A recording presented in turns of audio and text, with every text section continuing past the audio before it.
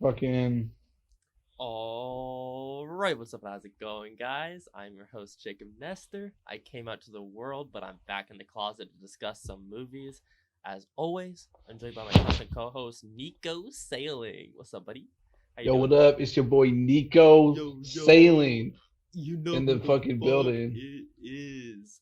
Man, how you been doing these past 2 weeks? Just on that work Not too grind? bad. Not too bad.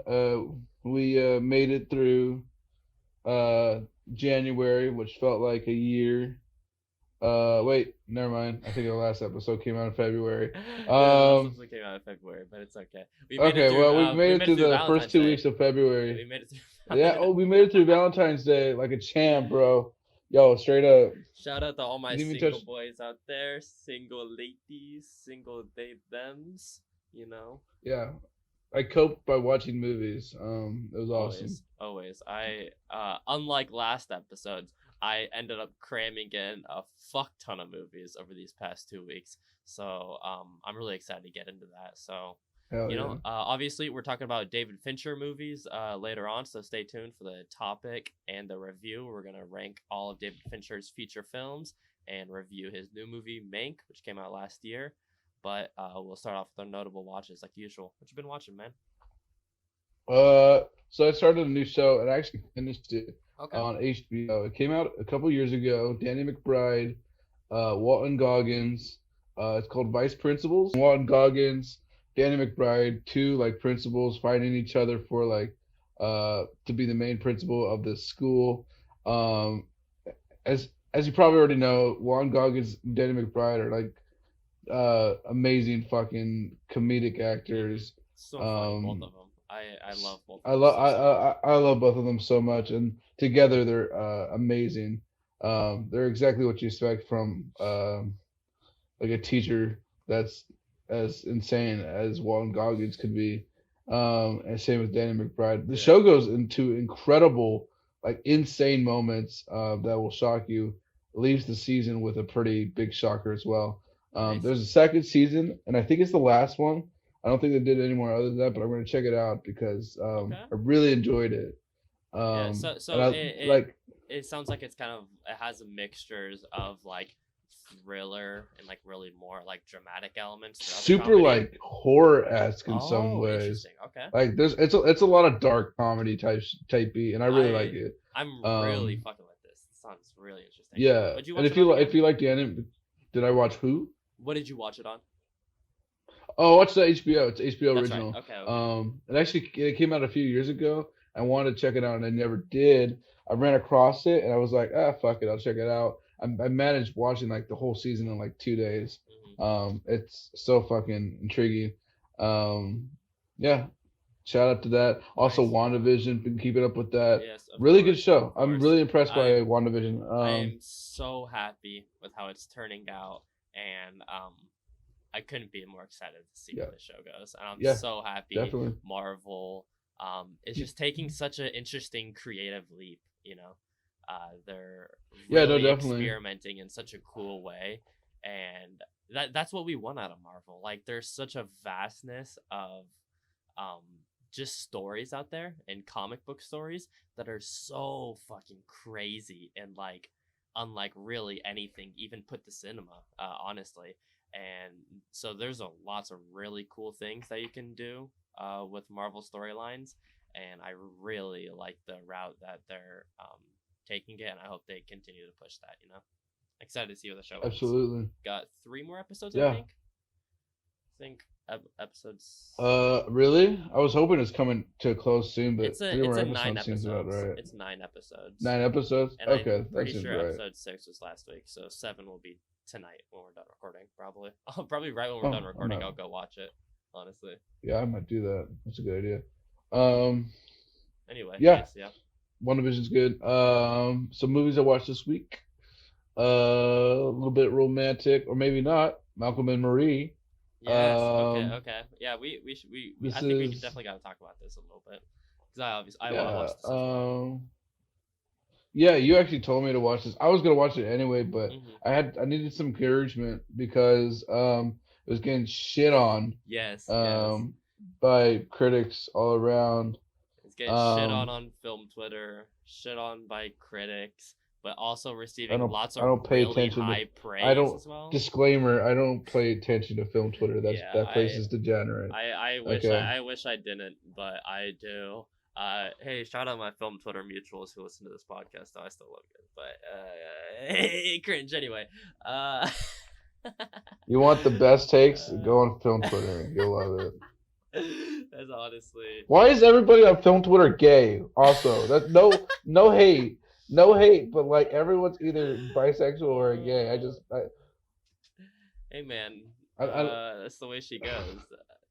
Maybe you got to be gay to understand, and so that's why you're just not on it. You're just no, not cool honestly, enough. most cinema is gay as shit. So Yeah. like, totally Dude, makes sense. Like so many this shit just reaches out to people. things in life are super gay. Like, but people just That's like facts. refuse to admit it because it's such a normal, integral part of how life has always been, basically. So, Facts. shout out my fellow queers.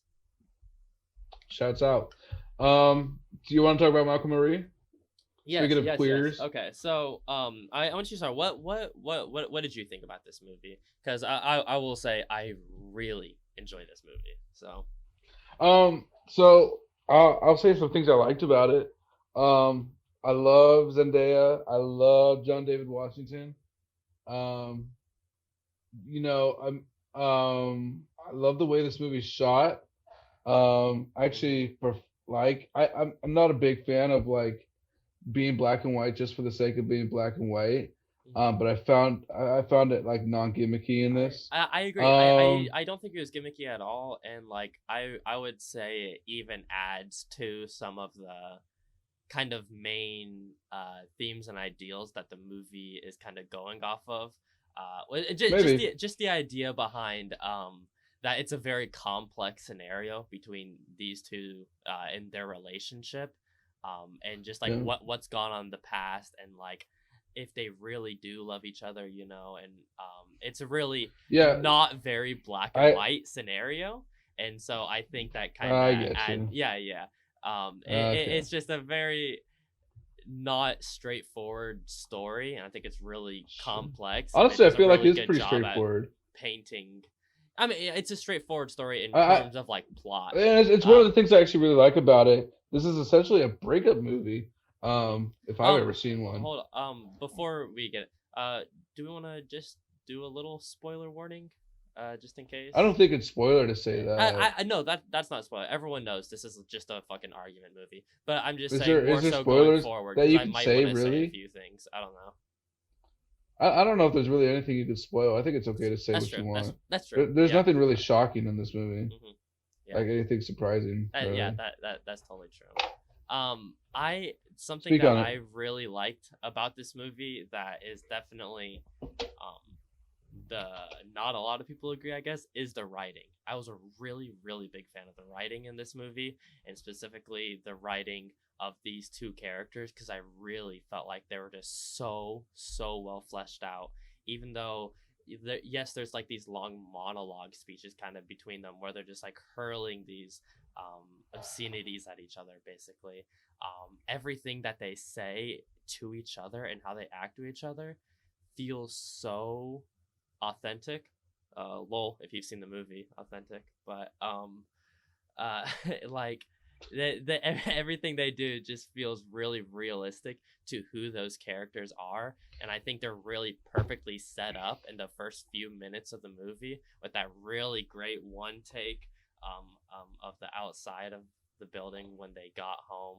I think that shot just is one of the many things that really sets up these characters in a perfect way to whenever they kind These of go off characters on are these psychopaths, tangents, like right? it makes sense.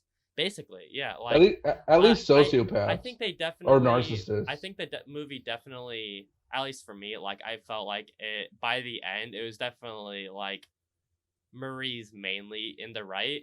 Like that's kind of what they're saying. No. Marie is in And the right, she but totally is. it But doesn't like, exclude her from being yeah, like John insane. David Washington's character is I'm not even sure if I'd say borderline abusive. Like I'd say he just like Oh straight no, up he's is. incredibly You know, verbally he's abusive to totally her. mentally The, abusive to the, her. yeah, And they no, have like a there's a reason why they really should be breaking up by the end of this yeah. movie. My issues with it, and you already talked about it, but the writing is Hmm. my issue.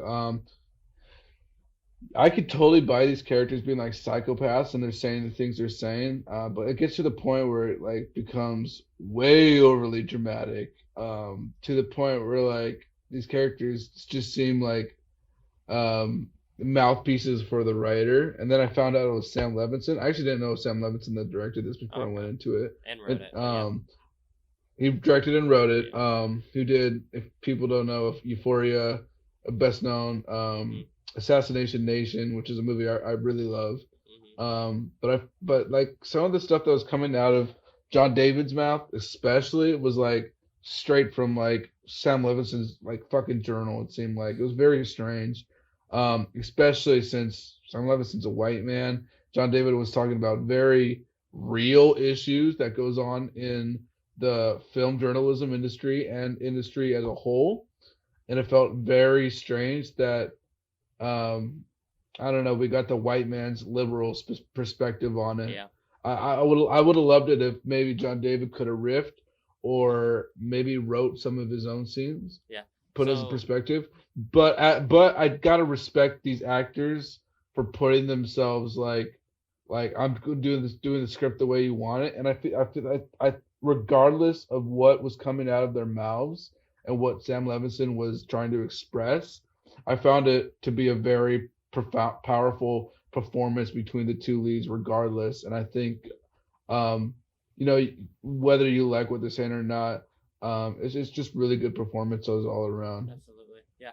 That's all I gotta say. Yeah, I will say on the writing right there, I don't know why she's not credited, but it has been very well documented by Zendaya and Sam Levinson both that she is basically a co-writer on this movie. She helped write this movie. Zendaya. Yeah, she helped write this movie to Sam Levinson, and also That puts things there were that kind lots of of eases yeah, perspectives for there were me a little lots bit of if I knew that. improvisation, the improv in the movie. There was lots of improv between both of the main characters on some of the dialogue that they went off some of those tangents, and there was a That was definitely lot obvious. of creative, like what's the word? Like they really creatively worked together. John David Washington, Sam Levinson, and Zendaya. Zendaya and JDW were both producers on the movie as well, and so they were really involved in like fixing and kind of like tightening up the script. Um, and so that's one thing about that. And then What can I I didn't know about this. Mhm. It kind of changes things a little bit. What specific like scenes are they talking about? Could not tell you. Like what I you don't didn't know? think Okay. like Because the only she's one I could just tell said and that like was posted stuff uh, about how she was like massively involved in uh the writing process and was practically a the only co-writer. one So like that actually makes sense. The only scene I can see where that doesn't happen is when John David's ranting about the LA Times critic and then talking about. yeah. I was like, that's totally like Sam Levinson So talking right there. this is the thing about that because that has been a lot of discourse about the movie is not only mainly the film critics rants that he goes on in this movie, which I mean like they're big scenes, but they're not anywhere near like the main I point of the I movie. I don't have a problem with him. I just found it kind of Yeah, cringy no, and and that's like fair. The I don't reason know. why I really enjoyed those scenes is because when I was watching it, and I did know it was Sam Levinson, but I had no idea anything about Assassination Nation. I didn't know about the poor reviews that it got, like notoriously poor reviews and shit like that. And I didn't Did know, it? yeah, like there's a lot of discussion about how like there is an LA Times female writer who wrote like a super scathing review on it, and that's who like Sam Levinson is talking about in Malcolm and Marie Damn, that basically. sucks. And it's like I don't know, like I knew that. that movie didn't get enough love, I man. I yeah, The I movie's haven't seen amazing. it. I didn't know any of that, and like Sam Levinson hasn't come out and said anything about whether he actually agrees with a lot of the statements in the movie. He hasn't, and if he does, I'll eat my words, of course.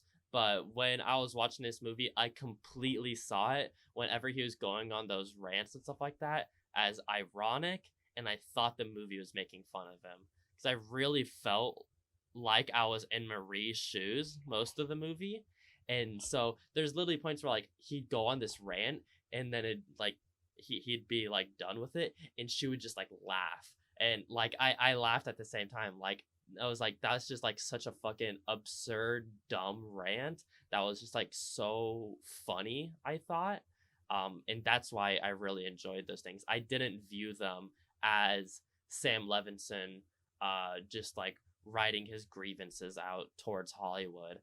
Like I think he definitely I had mean, that's some what it was, true state. though. I mean, it's a character that he wrote though. I mean, Yeah, but that, like there's I truths mean, in it for sure, but sure, but I like mean, I mean, but he's the only writer that's had experience with that. That's directed a movie. I that's why Like John David that's why I Washington and think there's Zendaya like haven't, truth into it in the and there's sense of clearly, like he definitely was angry about bad reviews and stuff yeah. like that, but I totally felt like the movie Malcolm and Marie in those scenes was making fun of him for getting Sam so Levinson. upset, like making fun of Malcolm, like that. Like I felt like a Yeah, lot of the movie was making fun of interesting. Malcolm, and I think it's kind of strange that a lot of like basically everyone who watches this movie agrees that Malcolm is a piece of shit, basically.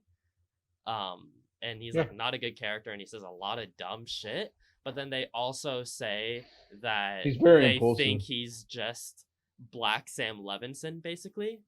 And I just think that doesn't really make sense, those if you say both of those statements, because it's like, why would Sam Levinson write this character who's so clearly like insanely abusive and borderline psychopathic and like just like a character that everyone is designed to hate, basically? Why would he make that him, you know? Well, Does that make sense? it's not. No one's saying. Well, I mean, I think if you're putting a direct comparison to Malcolm and Sam Levinson, I think that's ridiculous. But Sam Levinson clearly was speaking out of Malcolm's mouth multiple times during the movie, Mm, and the one scene where he was clearly speaking like, "Oh yeah, I'm Sam Levinson now."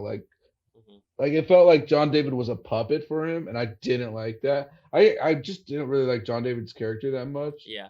And because that, I just yeah, he I totally felt was like just he like, was used in the weirdest ways, while Zendaya was like a punching bag for that, and mm-hmm. I don't know, it felt Yeah. weird. No, I that's do totally like fair. one thing I do like about the movie is the way it progresses. Mm-hmm. I thought this movie was going to be like really like It's an hour and 40, monologue and it's an like hour and and 45 boring, but minutes, and it's it's like just two people it's a talking. breeze. And like, It's a yeah, breeze though. it like maybe if you tightened it up to a tight 90 minutes, like we've talked about it before on the podcast, we just love 90-minute movies. But so Yeah. like that would have been sick. But I mean, this movie did not drag. It was a breeze to get through, even though there are hard scenes to watch for sure. It felt like a breeze, and I had a really good time watching it. Honestly, I really really enjoyed this movie. I didn't have a good time watching it. I was like Yeah, upset the whole time, but I was like, this movie's gorgeous. I like uh, watching bad time shit, like where bad shit's happening. It's like that's why nice. like That Hereditary for me is like Yeah, not an easy watch. Like for I sure. love that movie, not easy for me to watch And ever. you can say that about a lot of Um, like David Fincher movies too. Like they're not easy watches. Like they're hard oh no, movies. David Fincher. Like I would say we could talk about this more when it comes up, but Mank is like his only like happy movie, and even that's like a It's dour Yeah, like yeah. movie. So It's yeah, crazy. Anyway, we've talked yeah, about this for a that long time. we'll move on from Malcolm and Marie. I just wanted to give that a little bit Yeah. of a piece, just because I really fucking enjoyed this movie, and I hope people will at least watch it and form their own opinions about it, and realize that Malcolm is just a character. And that's on that. Well, and like most characters, he becomes a mouthpiece sometimes. Yeah, yeah, and that's fair. Totally. Um, Anyway, other movie I watched this week. I'm just gonna do it really quick. of course. Valentine's Day, I watched My Bloody Valentine, the remake I haven't Okay. seen the original, Never seen either. but I watched the remake because it was on HBO, and I was like, Valentine's Day movie, horror, that's my jam. We'll watch it. Um, it's like a decent mid 2000s slasher. Can't complain. Like the only thing that really bothers me is like the performances are super bland and the writing's garbage. But like Mhm. in terms of like set pieces and like um, effects, it's pretty fun. Mhm. Um, if you don't know what it's about like the I don't know, the slasher is like a miner that was trapped in like a mine and he comes back to like kills victims. Mhm. It's pretty basic, but it's fun. I guess don't think about it too much when you're watching. You'll Yep. enjoy it. Nice. Nice. Um, didn't watch anything really. I mean, we watched Aliens together. Yeah. Yeah. I That was was gonna talk nice. about You want to that. talk about We that can. at Yeah. all? We can talk about it a little bit. So No, the I'll let you talk about it since you're gonna bring it up. Yeah, I mean, we'll just talk about Um, it right now since we already brought it up. Might as well. But okay, then I I'll mean, just quickly mention. Yeah, uh Aliens. Go ahead. yeah, yeah. So this is my first time watching Aliens. Nick and I hung out last week and we watched it together. Obviously we had to watch it because I needed to watch Alien 3, David Fincher's first movie for the Now you gotta first watch time as Alien well. 4. Now we're Mmm. gonna do an Alien binge sometime. I don't know when. Oh We'll definitely do God, an Alien podcast sometime. That'd be fun. But that should be fun. Yeah. yeah, so I watched Alien for the first time last year with Nick, I think. It was last year or the year before, but I It was know around last time. yeah, I watched it with him and then yeah, I loved Aliens. I really really enjoyed the first movie and I loved the second movie even more. It's just such a fucking fun movie, you know. It's such a good Yeah. time, and there's some genuine horror pieces throughout it that I think were scarier than some moments in the original. Honestly, There's that scene in the very beginning where it's a dream sequence, but Ripley dude, has a that scene um traumatized me as a kid because I yeah. saw just like my dad Oh tried to show really? us the movies. He didn't show Oh, us I the remember first. you Yeah, telling he me about didn't show this. us the first one because he knew like that's just too much probably. So let's watch Aliens because it's kind of a more fun action movie, but it's a little spooky at first. And yeah, that dream sequence I noped out immediately. Too fucking scary. Could not handle that shit. It's fucking terrifying. Yeah. Hmm. Um, I don't have much to say about it other than I love it. This was Yeah, one of James Cameron's best, one of his absolutely, first. absolutely. As he was working on Terminator while he was doing this movie as well. Hmm. The man is a fucking working machine, and now he doesn't do any more movies. But I thought it's great. It brought the space marine genre to like the forefront, Hmm. and like I dig that shit, man. That's the set pieces in this movie are fucking awesome. As stereotypical as all the characters are, I love them to death. Yep, same. Um, movie's fun. It's just good time. Hmm. Yeah, Yeah, just and a it holds up, man. yeah, It holds up in a lot of ways. absolutely, just a It really does. fucking good And action based fun time, anti-war, fucking. anti-war. I'd say it definitely has. That's all throughout like the whole Alien series has like anti-war themes scattered throughout for I would sure. say it's more anti-corporation Yeah, than that's fair. war. That's fair. But I could totally see now that I'm thinking about the like anti-Vietnam themes in there. Yeah, Hmm. totally. Absolutely. Yeah. Sick fucking movie. Really, really glad I watched it. Definitely gonna be a new favorite for me. And I'm excited Good to work shit. my way through the rest of the Alien series for sure. What else But have you seen this week? is that all you wanted to bring up? Yeah, that's all I want to mention. I've mostly been watching Fincher stuff. TV shows and Hmm. those Fincher movies I wanted to catch Nice. up on and watch for the first time. Right on. Fuck yeah. Check all those movies out. Yeah, for me, what I've been watching.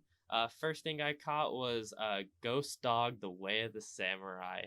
Woo, baby. So this this movie is crazy. It's a Jim Jarmusch movie. If you listen to a lot of those early episodes of the podcast, I started watching his movies and last year and have just become absolutely obsessed with them. I think I've seen 8 of his movies now, and every single one has just knocked it out of the fucking park for me. And Ghost Dog might be my favorite of his now. Patterson is still a movie that's like a really different level of like beautiful comfort movie. That's just gonna be a yeah, like I said, really great comfort movie for me for years and years. But there's something really, really cool about Ghost Dog that I really loved. I, as I do with most movies, if I watch it and I'm immediately obsessed with it, just begin watching videos and commentary tracks on it and stuff like that. And I caught this on the Criterion channel. They had just added it there. And so they had lots of special features on there as well. So I was just watching a bunch of that shit. And there was this part of this film scholar. He was talking to Forrest Whitaker about the movie. Forrest Whitaker stars in it, and he's amazing because one of his best performances ever, honestly. Um, he was Legend. kind of talking about how this movie is like the embodiment of hip hop, and it totally is in the way that it does lots of like sampling. So if you've ever like listened to hip hop before, if you don't know what sampling is, it's basically just like taking clips or sounds from different things and twisting them in a way to make them into a beat, basically. And this movie does that with genres and styles and cultures. It does that with, it's a mob movie, it's a fucking samurai movie, it's a hitman movie, it's a hangout movie, and like it also brings in lots of different cultures of black culture, French culture, Italian culture, Japanese culture, and what like bringing all these things and how they're perfectly infused together that just makes such a complex story of, or such a simple story of this complex guy, the namesake Ghost Dog.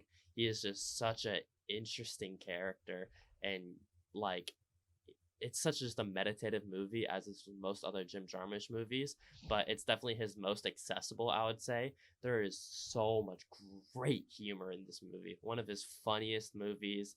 RZA from Wu-Tang Clan did the soundtrack, the score, which is just so incredible. And I'm gonna be Was it rewatching original it for score? years. Yeah, original score. And there was like a soundtrack in it too, where like there are Cool. multiple scenes of him driving, and he has this cassette player, and it'd play some sort of song. But there was a lot of Hmm. original music by RZA scattered throughout as well, which is used just perfectly.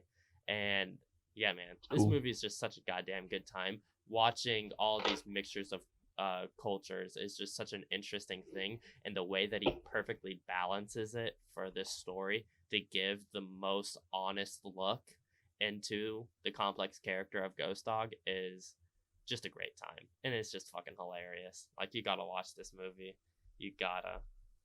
That's Hell yeah. Ghost Dog It's on wins. Criterion though, right? Yep.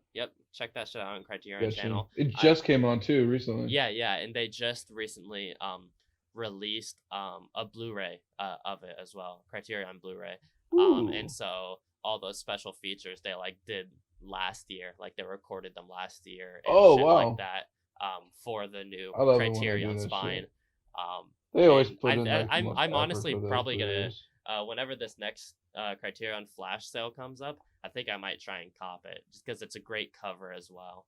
And yeah, I love this movie. I'm gonna be rewatching it for years. Nice. Just a good fucking time, and massively dissectable, as is with all Jarmusch movies, with the tiny details scattered throughout. Good fucking time. But anyway, after that, I caught the 40-year-old version, not virgin, version. This is a new movie that came out last year on Netflix. Directorial and writing debut from Rada Blank. And it is a really, really good movie. I really wanted to catch this last year before I did the year-end list, but I wasn't able to, sadly. Obviously just had lots of other shit to watch, but I'm so glad I got around to it. This is just such a fun movie. It drags a little bit. It's a little bit long, I'll admit, but it is beautiful to look at, and it is beautifully written. And Rada Blank also stars as the main person. It's really similar to The Watermelon Woman, the film by Cheryl Dunye. I talked about this on another one of the early episodes of the podcast about the first time I'd watched that, where it mixes almost like documentary aspects and like real life aspects from Rada's real life, and mixes them with this fictionalized story and fictionalized scenes, and it does it in a really cool way. And her just directing style is really unique and fits the film in a lot of cool ways. It's about a playwright who's about to be 40 years old. She's a little bit washed up, and she's just trying to like make her break, and then she starts to try and rebrand herself as a rapper. And it's great. It explores really interesting themes of Interesting. why white people love black art, and I think that's something that like I've thought about a lot. Obviously, I am a white male who uh listens to a lot of hip hop, consumes a lot of black culture, and I think that's just like kind of an important thing to kind of look at. Make sure you're not uh consuming art for the wrong reasons, I guess. I don't know if that's a little cringy, but it's What does okay. that mean? Like, so there's a character in the movie I, who's this old white guy who produces fucking plays and such like that, and he's really trying to get Rada to write for him. And a lot of the plays that he produces, Rada quotes as poverty porn, and she has this song about it in the movie West that Side is like Story. a great fucking song. And it's just that idea behind white people wanting to make these black stories to like basically make them feel better in a way. um it's kind Green of, Book. yeah, Green Book is an example of a movie like that, like really sanitizing it, or like, you know, it's always got to be like a White savior. slave in the lead. It's got to have a poor person in the lead if they're black, you know, something like that. And like that's super fucked up and obviously not Gross. okay. And so that just it goes into that idea behind like these people who think they're doing stuff for black culture and black art, but it's like not your place at all, obviously, and just Interesting. like a really fucked up type of thing that you're doing, and it explores that in a pretty interesting way. It's not a thing where it made me think myself, because I know that's not what I do, you know. um but it was interesting to see it explored in this movie and the way that they did it. And there's lots of I'm great, definitely interested in that dialogue, yeah. so I gotta check this out. This is interesting. It's a super interesting movie, and it's so fucking funny. Oh my god, it is a comedy. It's a straight up comedy, with lots of really Fire. interesting dramatic elements. But there is so much great humor in it. Rada Blank, honestly, I would have made the argument for potentially a screenplay nod for this movie. Like, it is a really, really good screenplay. It's really well written. And When it came also, out like, 2020. yeah, came out 2020. And Okay. man, some of those the raps that that she makes throughout this movie, like, whew, I could not help but head bob during some of them. Like, she's fire. Nice. Like, she's so talented in so many different ways. And I'm so excited to see her kind of start to blow up in the film industry, because I just know she will. She's got a really unique voice that I think a lot of people are gonna attach to and be really interested in to see where she goes. And this is a great start to her career in the film industry. Absolutely. I like that. Yeah. Nice. 40-year-old virgin. Check that out. After Have you that, seen the 40-Year-Old Virgin? I have. I love that movie so much. It's a really funny movie. There's definitely some incredibly cringy and not okay parts. Oh, that don't movie's hold up. dated as a There's motherfucker, some, bro. it is Oh very my dated. There's goodness. some kind of It's fucked up shit that happens in that movie. yeah, But it's some also a fucked really up funny shit. movie. Like, I love it to death. it's a good time though. Steve Carell's It's so amazing. quotable. Oh my Yeah, god. that's a fact. That movie is so good. The scene when he finally sorry, spoiler for the movie, where he finally loses his virginity. Whoa! And the dance number, the singing number, is like one of the funniest, like, most clever things I've seen in a comedy movie. Like, it's just so good. Double feature 40-Year-Old Virgin, 40-Year-Old Virgin. Yeah. No, bad idea. Bad idea. Bad idea. Bad idea. But Bad idea. it'd be kind of fun though.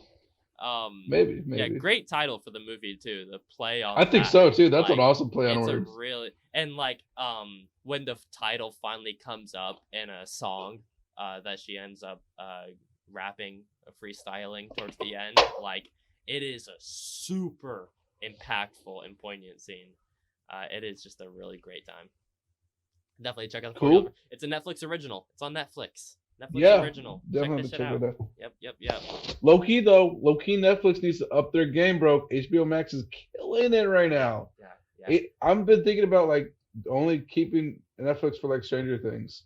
Like Damn. it's been like that bad I, recently. I I Yeah. could never cut off Netflix in any real capacity because out of all the duds, like they've made The Irishman, they made Roma, like those two That's facts. alone, like those are timeless cinematic No, masterpieces. no. Honest to God, like Yeah, The that scene in Irishman is Roma where the literally like a dick is doing the helicopter, and I love it. Cinematic masterpiece. No, I love that movie. Roma's one of my fucking favorites of the last 20 fucking Yeah, years. Roma's Amazing. incredible. Yeah, speaking of incredible black and white cinematography, holy shit! Holy shit! That It's movie is beautiful. incredible. And of And course, and fucking Irishman, dude, Irishman. I think it might be a top 5 Scorsese. It might be a top 5 Scorsese. what's number one? Number one, Shutter this is Island. hard. I love Shutter Island. Number I'm one, biased. number one for me is King of Comedy. Oh wow. I'd say my top 5. Yeah, am I That's the totally Joker? like the film nerd answer. Am I the Joker because I like King Comedy? So, Oh yes, and I'm laughing. yeah. Did you No, we we're tangenting so hard right it's now, but yeah. we saw the trailer to Justice League, and I love how this text goes. Jacob's like, Joker said we live in a society, and I was like, no way, and I was No. like shitting on the toilet and watching it, and like immediately like when I heard it, like all the shit came out because I was laughing so hard. Uh, Yo, you can okay. cut Dude, that. You can I cut was that. no. I was watching it in Oh the dining no. room with my dad. Oh, he'd just woken up. I just gotten off work. And I was just watching that trailer, and he fucking said we live in a society, and I just could not stop laughing. And my dad watched the It's trailer, and he's like, "What was insane. so funny about that?" I'm like, "You wouldn't get it." You wouldn't get it, Dad. It's That's so fucking and funny. this is the fucked up thing about it is like it's hilarious. I can't remember who said it, but this is the Justice League trailer. The Justice League this Snyder cut remake. It's uh not the Joker trailer. yeah, this is the Justice League Snyder cut remake that's coming to HBO Max this next month. Um and Christ. fucking 4 hours. And at the end of the trailer, Joker literally says we live in a society, which is just the funniest thing I've Jared ever Leto heard in my Joker. life. But the fucked up The thing about best that is Joker. like, Zack Snyder added that line in and added that into the trailer because Oh, it's he a knows. meme and that it would like get buzz, Yeah, he's you a know? meme lord. He And like totally is. I find that like kind of funny, but at the same time, I'm like, oh, I fell for his bait. I don't I know. fell for his bait. You I know? don't know. I don't care anymore. Like, Yeah, fuck it. I don't really care. It's just like a ooh, but at the same time, it was genuinely like the hardest I've laughed. It's so long. Yeah, the trailer was ass. By the way, Dude, I'm it not was gonna so lie. funny. Like the aspect ratio is weird. Like I don't know what he's doing, man. Like Dude, some of the I'm CGI didn't look so finished. excited. Like I'm so excited to watch it. oh god, It's yeah. gonna be a Batman treat. says fuck. Apparently, that's gonna be poggers. It's a hard, adult, gritty thriller. It's R Yeah, rated, dude. Batman says fuck. You won't believe it. yeah, yeah. Let me know when Batman says the N word, and then you put me in theaters, okay? Oh, Um, Batman turns into a Republican in Justice League. Batman is a Republican. Like he never He left the actually is, party. yeah. He totally is. Um, also, like after I watched that Justice League trailer, I watched the Joker trailer. That trailer is amazing. Like that trailer is Joker trailer is incredible. great. I actually Movie's ass okay, though. I won't go on too much of a tangent right now, but I'm going to a little bit. Do it. Because of the Fuck it. Joker thing, We're here. I had a fucking Joker video pop up on my timeline, and it was Quentin Tarantino talking about Joker and why he thinks it's Oh, really I good. saw that, bro. And I'm I watching couldn't finish it. I'm watching this thing, and like he's so passionate about it. Like, if you did not feel this during this movie, you're lying to yourself. You're wrong. I'm like, okay, dude, come You're lying to yourself, on. and you're wrong. Shut the fuck up, Ben Shapiro. I Like, hate Tarantino dude, so much. come on. Like, just stop talking about movies, Tarantino. Please, just keep those opinions to yourself. He's got some of the interesting. He's a total fucking movie nerd. Like he's like I would say like David Fincher and Tarantino are like the biggest movie nerds in the industry right now. Oh, for sure. And Tarantino's got some very interesting takes. Yeah. Some of them are inspiring, okay, but like others are like absolutely. Christ. But yeah, we'll be talking about that more once we do our Joker episode sometime in the future. Whenever we muster up the courage to do a Joker review. I don't know. We should all dress up as our favorite Jokers. I'll be Jared Leto. My favorite. Jared Leto from the Schneider Cut, so with the long hair. What? I want the damage tattoo. No, damn it! I need the hand. Oh God, I remember that. Oh God. Anyway, God. oh my God, what a tangent. Okay, well, we gotta get. Birds of Prey's a good movie. Okay, let's keep going. Yep. Oh, absolutely. But next thing I watched is just an absolute meme of a movie. This is called The Boy Who Cried Werewolf.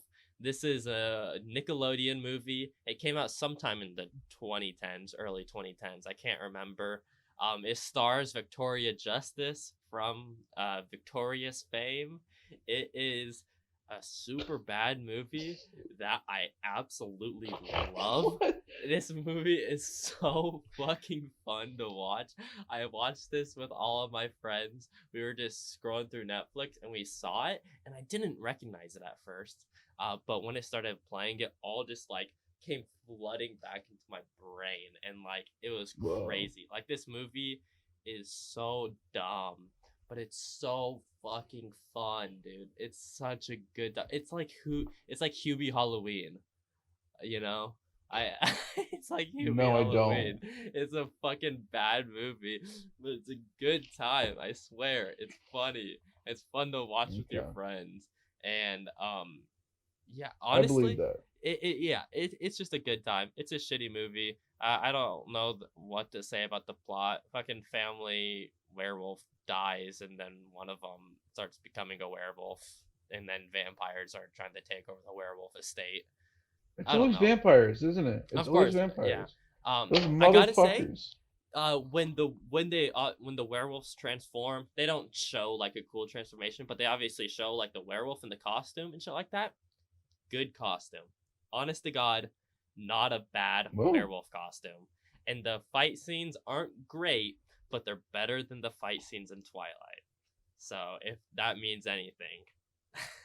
I like a good werewolf costume because that's underrated in my opinion. They're a little bit cheesy, and they're definitely like it's a PG. It's a Nickelodeon It's movie. a PG Nickelodeon movie, so it's not like blood foaming from its mouth, like teared up, like, you know, scary werewolf. But like, it's not a bad werewolf costume, and I enjoyed those werewolf scenes quite a bit. Shout out to all the werewolf set designers out there. Dude, speaking of good werewolf, The Wolf of Snow Hollow. I recommended it as one of my favorites maybe last year. Amazing werewolf. I actually bought it on Blu-ray. Oh, Jacob, dude, and if you haven't seen it, we gotta watch it. Next time I'm coming over and bringing it. I really want to watch this. Absolutely, we will. Yeah. Fucking. Shout out our werewolves. Shout out Rick Baker, famous makeup and costume designer who did the werewolf makeup for an American Werewolf in London.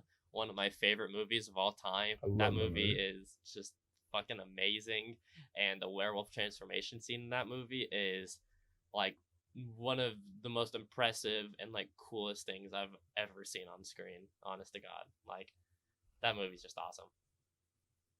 Always Yeah, I a agree. special place in my heart. Shout out An American Werewolf in London. Speaking of werewolves, I think Lee Winnell's doing the next I think you're right. werewolf Yeah, movie. yeah, yeah. And that's That's super hype. exciting. That's so exciting. Yeah, Yeah, I know he'll do it justice and do some cool shit with it. Hopefully, they get a good werewolf designer. You know, maybe they should bring in the sure. designer from The Boy Who Cried Werewolf. Uh, give him another shot at Yeah, bring him in, bring him in. it.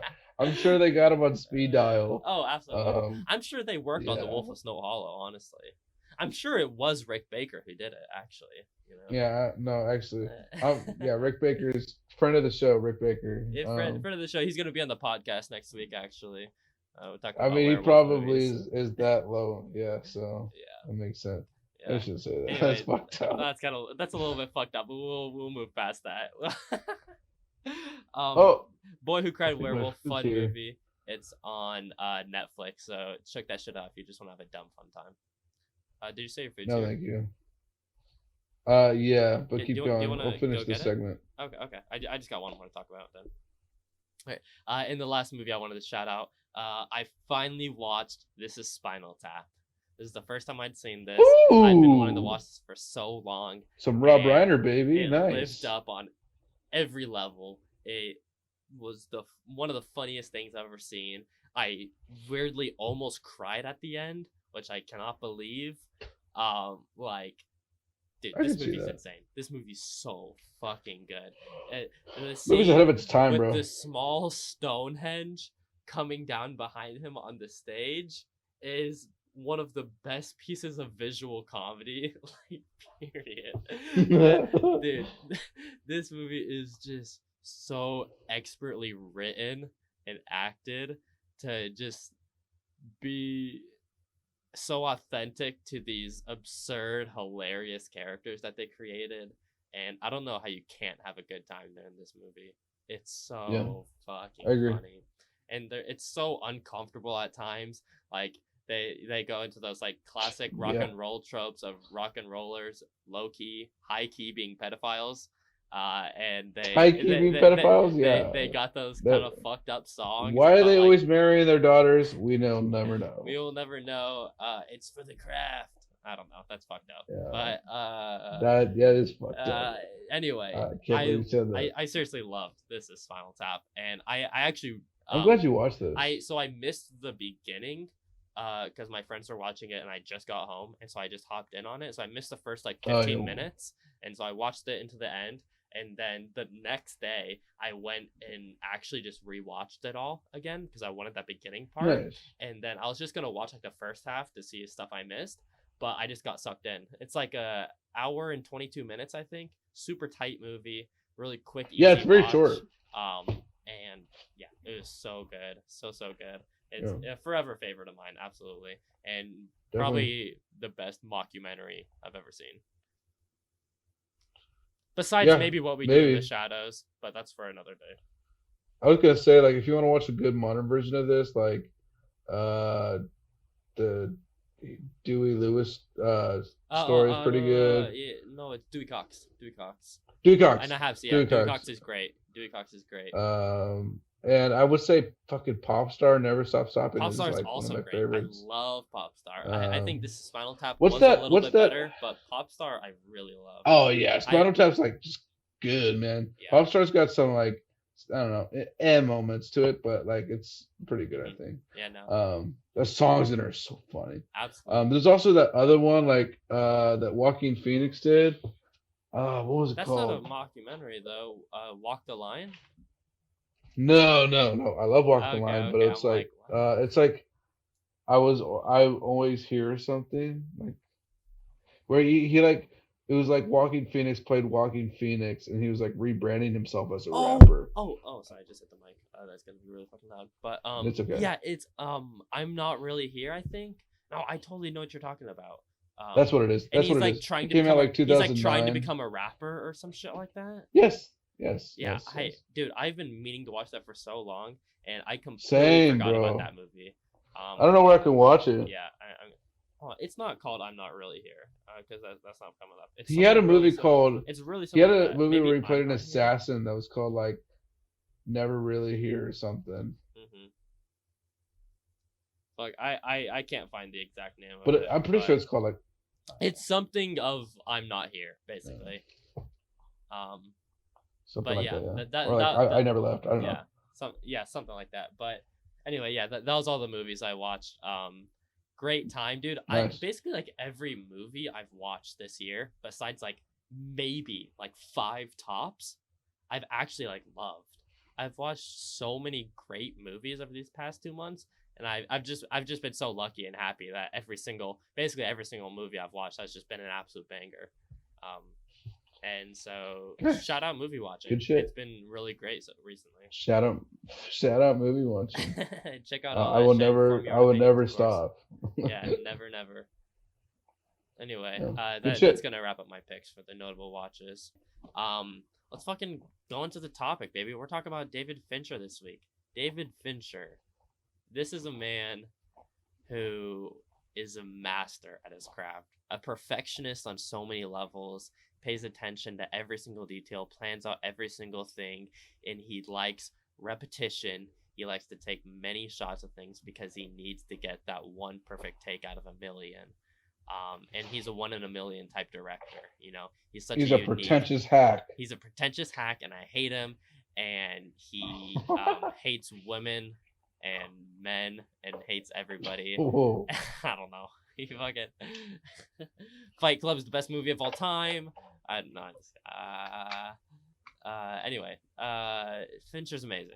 Fincher is a great fucking artist, and he's one of the best filmmakers potentially ever. I'd say he's definitely a top 5 working filmmaker right now, and I think he's basically at that point where he can make the argument for all time great. I agree. Yeah, Fincher's catalog is at the point where, I mean, he's at the point where he's making passion projects now. Yeah, yeah. And I feel Literally, like once a Mank is just director a is like passion comfortable into that, project letter oh, it to his totally dad. is. Like, It totally is. fucking nice. The fact that Fincher can do that comfortably now, and he's even doing like TV shows now. I would say he's legendary status in a lot of ways. In my eyes, he's one of my favorites for sure. Yeah, Um, he absolutely is for me too.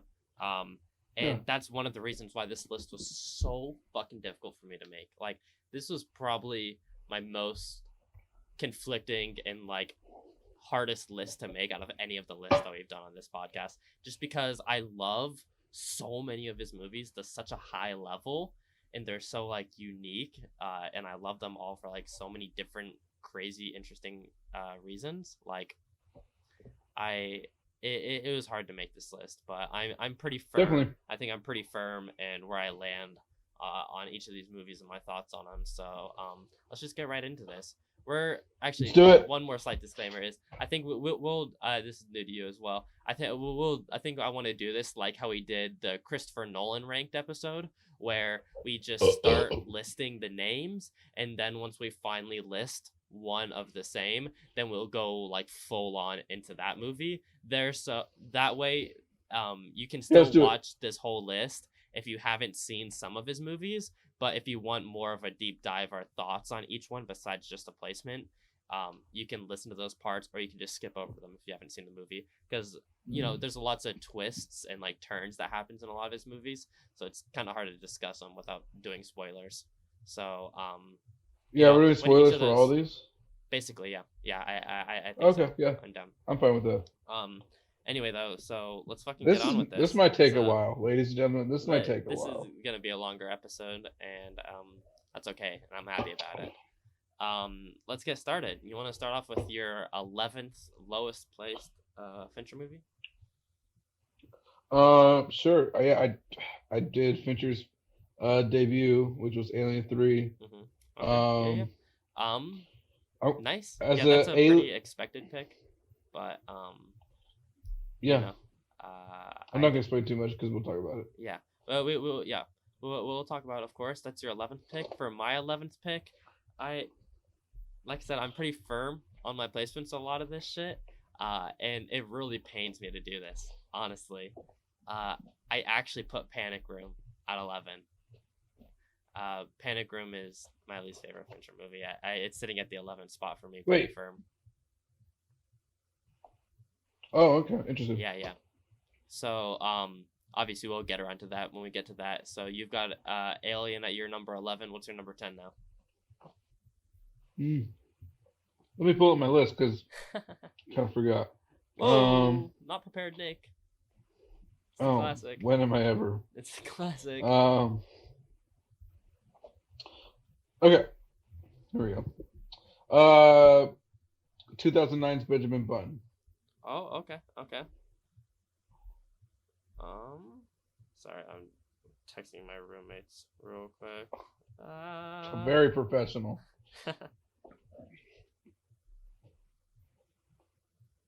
Okay. Anyway, nice. Okay, Benjamin Button. Interesting. So we'll finally get into our first movie now, though. For number 10, I did finally go with Alien 3. This is my number 10 pick. David Fincher's directorial debut or feature film debut. And so let's get into this. You had this at 11. I had this at 10. So obviously we both think pretty fucking low of this movie. Yeah, I want you to speak on it because you just saw it for the first time. But I'll say a little bit. I'm a huge fan of the Alien franchise. Like huge. And I gotta say the two worst movies in the franchise are Alien 3 and Alien 4. And unfortunately, it's just like um, poor story, really stupid like dynamics like to this prison planet that makes no sense at all. It's kind of shoehorned in as well the way Ripley's put in this. Um, I just I don't know. I never really liked it, and I remember the first time watching it, I was bored through most of it. Mm-hmm. And if you're bored through an alien movie, you did something wrong. Yeah. That's fair. So Yeah, this I don't this know. movie. So I'll go okay, ahead. yeah, Go no, ahead. you Go ahead. continue. Finish your point. Well, I was just gonna say, this is like unironically probably one of the first Fincher movies I saw. Interesting. I didn't know like who Fincher was when I saw it Yeah, though. yeah. Until like later in my life when I discovered, who he was. Mm-hmm. But yeah, Alien 3 is pretty trash. Yeah, Sucks. It sucks. this is the thing about this movie is like I had low expectations going in. Like I wanted to like it because it's a Fincher movie, and it's an Alien movie, of course. But I definitely knew it was probably going to be pretty fucking bad, and so I went in with low expectations. And even though I have it at 10 instead of 11, like it actually still was worse than I thought it was going to be in so many aspects, which is fucking hard to say, because like it's just so disappointing. Something that really doesn't make sense to me. Like I get it's obviously his directorial debut, but something David Fincher is really well known for and really really perfect at is his mix of VFX in his movies and how he perfectly blends it into the scene and into the movie. And he has done that in every single one of his other movies. Every single one of his other movies, he's done that. Even his very next movie, which was Seven, he did it. But for some reason, so many shots and things in this movie with the alien, with some of the outside like aircraft shots, are so fucking bad. It Yeah. it really doesn't make any sense to me. Like Doesn't hold up I've heard there's a lot of at all. I heard I don't know too much about the details of it, but that the producers really like screwed over David Fincher and Sigourney Studio Weaver. interference is a Yeah, big issue studio with it. interference Yeah. was a big issue I heard. But I mean What there's is it so much wrong in it that like that's not just studio influence. Like those are just horrible VFX and like they're horribly integrated. And like David Fincher's directing in this movie is so like he has no idea what he wants to do. He really has like No, no he was essentially a like puppet for this movie. like And he it's honestly hard to blame him for how bad it oh is, it because yeah so much was done at studio and, interference. and that's totally Um, fair. And like the yeah. thing that like He, reason he was why a I have prolific this Mhm. music video Yeah, director yeah. for like So Rick he Springfield was and still like shit. very highly regarded, and he definitely like knew his shit. So that's why it's just like Yeah, so bizarre why this movie is so bad. yeah. But the why I do have this at 10 instead of 11 though is I gotta say there were quite a few really enjoyable parts throughout it for me. There were some set pieces, there were some character beats, there were just some scenes that I genuinely had a really good time with, genuinely had some pretty good laughs at, whether it was laughing at if it was bad, or like laughing because like a genuine like funny thing would happen. Like and those all of those emotions that I felt were very genuine and were well crafted and earned from the movie that I was watching. But it really falls apart with a lot of its writing, and like that It's all over climax, the place. the climax of that movie, I was into it. Like I wasn't loving it, but I was Yeah, enjoying the movie, even though it had its faults. I was so enjoying the bad, movie, and then the climax happens where they're trying to trap the alien, and that was the most like stretched so out, bad. boring, horribly shot, like unexciting climax of almost any movie like I've ever seen. It was Definitely for sure. so just boring to watch, and I could not understand how the scene kept going, and it was actually just a pain to watch. And so that made the whole like last 30 minutes genuinely just like painful and not enjoyable in really any sense. But before that, I genuinely was having a good time for a lot of it, though it's faults. I was having a good time, and there were some genuinely well made, uh, constructed pieces throughout this movie. So that's why I don't have it at 11. But it's definitely a piece of shit movie, which is kind of sad. Definitely, yeah, Hmm. agreed. Yeah, I think that's it on Alien 3. I don't think we can just move on from We that. don't even. Yeah, we talked about it way too Yeah, much. yeah. And Um, we'll move on. So, your 11 and 10 were revealed, so you want to reveal your ninth pick? sure, yeah. So we could talk about this one. I put Panic Room. Okay, okay, Panic Room. I Yeah, so I had this at 11. want to hear why So, you don't like this movie because I yeah, actually like this movie quite a bit. I there's a lot that I didn't like about this movie. Obviously, I just dogged on Alien 3, and I'm gonna have to explain why this movie's worse. That's okay. Like, it's I I don't know think how it could be basically on worse than all Alien Three, but fronts, that's an interesting on take. almost all fronts, I think it was bad. Even the directing, which is the thing that was like most disappointing to me. I don't think David Fincher In what directed it very aspects? well. Primarily, Like, it's a single location movie, and a lot of the movie kind of depends on the space of the house, the production design space of the house, and how the people inside of it are interacting with each other and the space that they're in. That is a core part that drives, a lot of the thrill of the movie. And I still don't know the layout of the house. I still don't understand it. I still wait, really? am thinking of scenes and like did not think it was very well constructed on a production design level from being so bland and samey for a lot of it, but also like I just found it was almost like a labyrinth of a house to me. Like I don't know why, but I just found it so difficult to follow where people are in certain moments, and then I'd understand and think I'm understanding, and then they'd go into this room that I thought was on a completely different floor. I'm like, whoa, what the fuck just happened? And so that was the thing that like Did you is miss the mainly due beginning to the where direction. they kind of like they there was a beginning shot where Are they you talking like about went through the big CGI shot they that's kind went of like the through stack point of the movie where they go through the coffee cup? That one, or the coffee handle? that was the second one. There was one where it comes down the stairs and you get like a decent look at how Hmm. because like that for me I know what you're saying like it's kind of confusing like especially like the upper part of the floors Yeah. but like they kind of they show like where it is and they I show mean, yeah, like they do show um it like once or twice, but I think it was also due to the production design tied into how David Fincher captured the production design that he was given. But it was just so difficult to find my way because, like, yes, it was a new um house. Obviously, like they just moved in, so they don't have a lot of stuff. Like it makes sense, but it was still just like such a bland environment, you know? Can I speak on it Yeah, since yeah, you've yeah, for sure. been? I definitely have some more shit Um, I can say about it, but you Go go, for you it go. then. Go for it. No, I'll no, let no, no. you. I'll follow it up after. Okay. Well, I gotta say, like, in terms of like set pieces, I'm a sucker for like one set pieces movies. Yeah, yeah, yeah, So like I was totally all over this. yeah. I actually rewatched this. I haven't seen this in a while, and I rewatched it, and I was like, I don't know. I was like having a really good time with it. Um, I love the whole.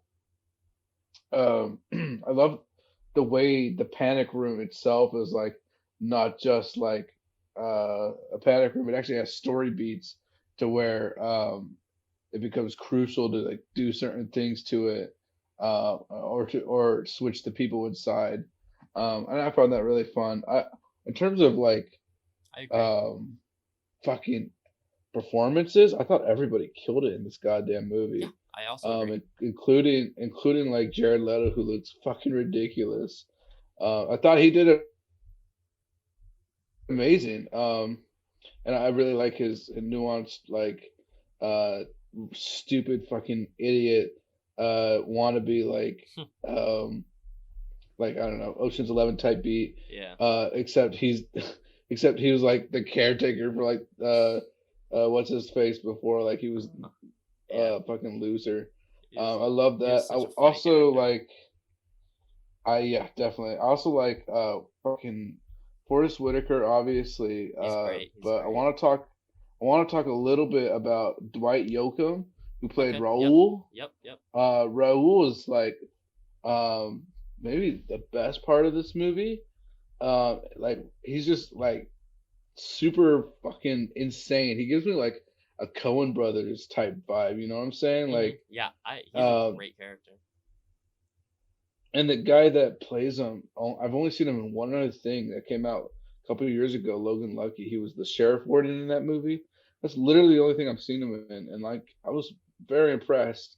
The guy's menacing too. And I don't know, man. I dug this movie a lot. Trying to think. The one thing that I didn't like about this movie, it was kind of ugly looking. Wasn't the prettiest looking movie. Hmm. And Fincher's, I know he's much better at that. I felt the lighting could have been done better, Yeah. True. True. and some points. But you know what? One thing I really appreciated of this movie was the use of the CGI. It's a little bit dated, I would say, but Hmm. the way they used it was very cool, and I liked it. Hmm. Specifically those like droning shots where they're going through Yeah. all the kitchen and like living room and whatnot. Hmm. I also like how these fucking robbers just come out of a fucking cab and they'll immediately like, let's do this thing, Yeah. and then Yeah. they're complete idiots. Yeah. I don't know, So Panic. I agree with a Yeah. lot of what you said, which is why like I had a good time during like a number of like certain scenes in this movie. But the thing that really took me out was basically at least during like every other scene there'd be some weird plot device thing, some really poor writing choice or something like that that would completely throw me off and actually just completely pull me out and make me be like, okay, that was dumb. Like that was Like so what? stupid. I'm One curious. Sorry. example, the one that finally was like, okay, I'm like completely checked out of this movie. This is stupid. Is when Hmm. they're shining the flashlight across the street to the neighbor, and they're continually shining the flashlight, and he's finally like looking, trying to find it, and then they stop and start yelling. That was That was so frustrating. brain dead to me. Like, what do you mean? You know how far across it is. You can see it's raining. He's obviously literally behind a glass wall. There's a 0% chance he's gonna hear you. Like, just keep shining the flashlight. He'll understand that something is strange, at least from that. Like, So that was you like didn't like that character final straw. motivations. Yeah, some I character get that. motivations, Yeah. character and story beats that were just so lazily written.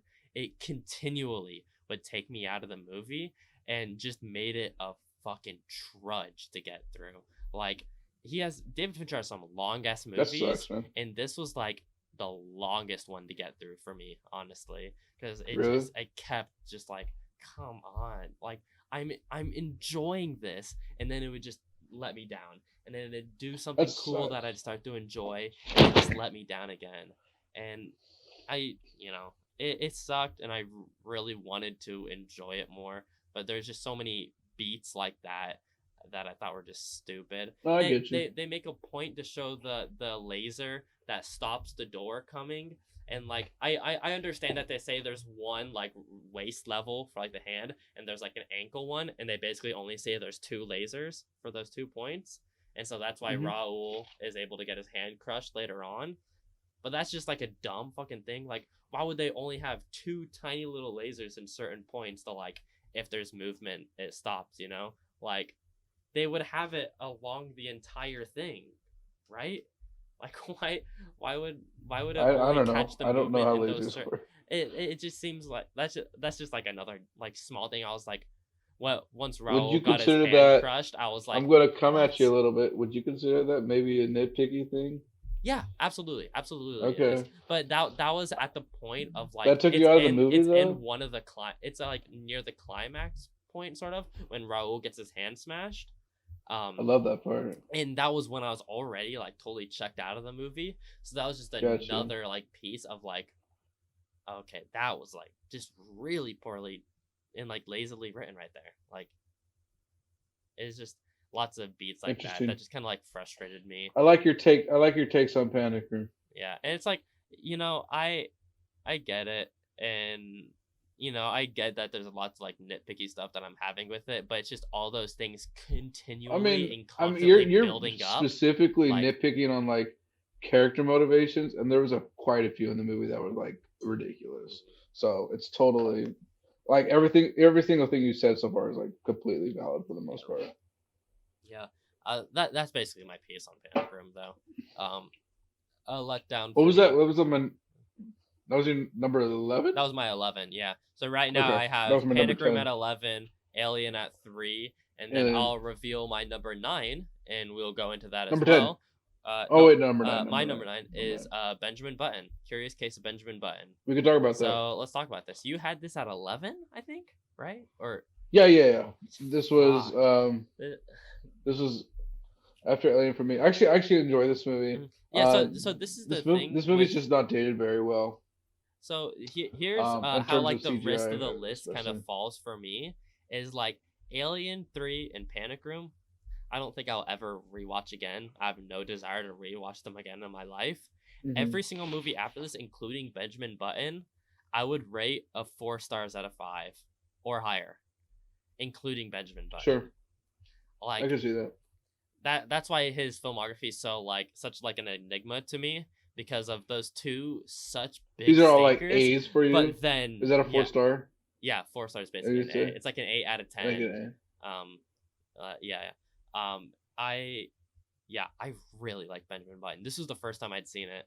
Um, and I was It was the first time I saw it really too. really big fan of this movie. I've been Yeah, scared to watch this movie for so long because of the daunting runtime, the absolute meme so it's way many too long. scenes of this movie has been just like memed about basically like it's just a joke in pop culture at this point. And so Is it? I think so for sure. And I I I, I never really. I remember getting praised it got for like praised when it was like being released for sure. It good, got nominated for like 10 Oscars, like crazy shit like that. but like I do know people that like don't think it's boring as shit. Yeah. I I think but that's like the stigma around it. and it's a long movie, but I don't think It's it longer than it it needs to be. I I would own like so it's like two It hours needs to and cut the 30 fat. minutes, I think.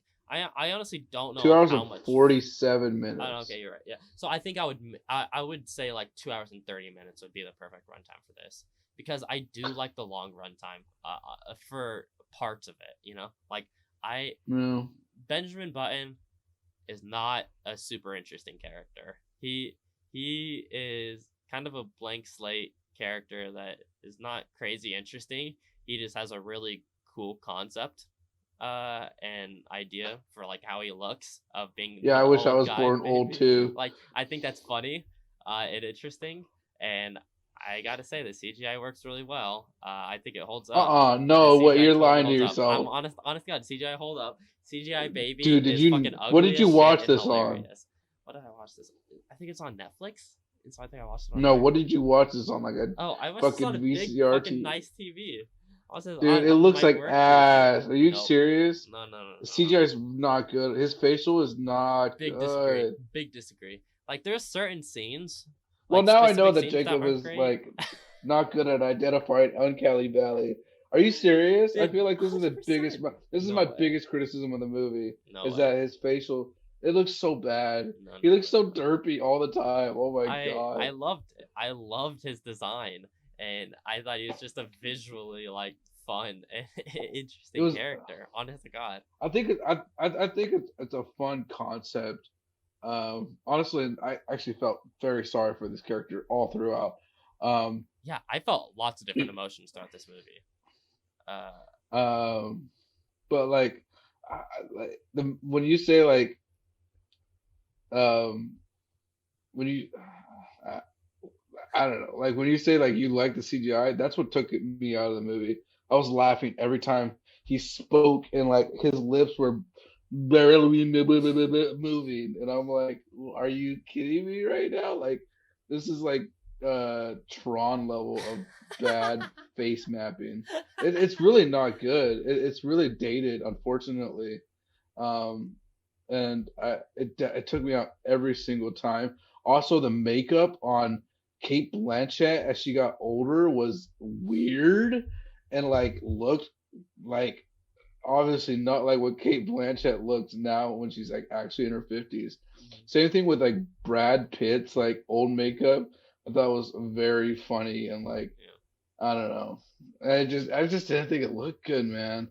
Um, Now, some good things I like about the movie is it's a sweet, endearing movie with a lot of performances that are incredible hmm and a lot of that's a really good cast, man. Like It's such a good solid fucking supporting cast. cast, dude.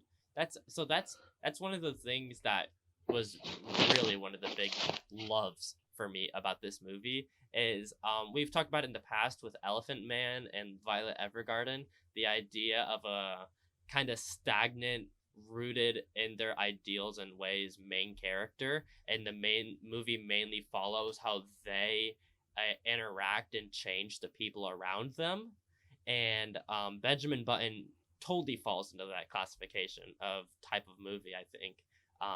And that is where a lot of like my favorite shit of this movie comes out. Is a lot of it is just him kind of just trying to do his fucking thing and meeting these really interesting characters and learning about each of their Mm, lives. I think is wildly entertaining and gives a real um like expansive look at life and how these lives are different lives are lived, and seeing that experience through Benjamin Button I thought was a really emotional and poignant way to explore such just like vast ideas of like what it means to like live basically. hmm And I thought that's why I really did enjoy the runtime, because it gave time for each of these individual storylines to really blossom and grow to their full potentials, um, so that it made the emotional weight towards that end so much more impactful because you get the full scope of life through this one character mainly. And I just found that incredibly potent throughout the whole movie and something that I really, really enjoyed. Did Brad Pitt like play the fucking CGI blob that was 7-year old Benjamin Button, or was it like someone else? Dude, I have no idea. No way he did though. It's No hard to way. tell. There was a point in this movie where like I was like, wait, that's Brad Pitt's voice. hmm That's actually Brad Pitt's Yeah, voice. yeah. He It's it coming from it. like a 9-year-old Benjamin Button, and I was like, what the fuck? I don't Same thing remember with when same he thing with started Kate voicing it. Blanchett. I was like, oh, it's Elle Fanning with like weirdly blue CGI eyes. Um, hmm and then there was a moment where like it was like 2 hours in where Kate Blanchett finally shows up. I'm like, oh, That's Kate Blanchett. Yeah. Like, Oh, she's finally in this finally. movie. I thought she was in it earlier. But yeah. She's literally on the cover of this movie, and Yeah. it takes like 2 hours for her character to come in. This movie's got a lot of fat, and And I totally agree. It could definitely be I feel trimmed like down, but Fincher should have cut some of it down. Um, I don't know. I do like almost every single mhm, beat that he has with like yeah. a new character he interacts with. I love his relationship with that resident that comes in and teaches him piano Oh because my god, clearly yeah. she was like a youthful old person, and she Mhm, totally like got the vibes from like Benjamin Button and like yeah. made her feel like she related to him, and I like that stuff. Also like Tilda Swinton's character a lot. Except the only thing is that a real character in like real life? No idea. No idea. Because I feel like there was like a woman like back then who swam the I whole think so. English coast I've or heard whatever. some people saying that this is like an even more boomer Forrest Gump, version of Forrest Gump. And maybe. I definitely I got Forrest definitely Gump vibes from it, yeah, unfortunately. I definitely see that with this type of movie. And I'm kind of okay with it. I think they do it well. It So didn't bother me yeah, like Forrest it Gump really didn't does, bother. Yeah, because it wasn't exactly. excessive. Hmm. It wasn't excessive. Like Forrest Gump goes way too deep into like, oh my god, this is on a crazy American event that Yo, Forrest look Gump at was at. Oh my god, this! Look at oh my god, this! he met JFK. Oh, poggers! Oh, like, wait, Holy wait, buggers! wait a minute. Are you telling me Bubblegum Shrimp was from Forrest Gump?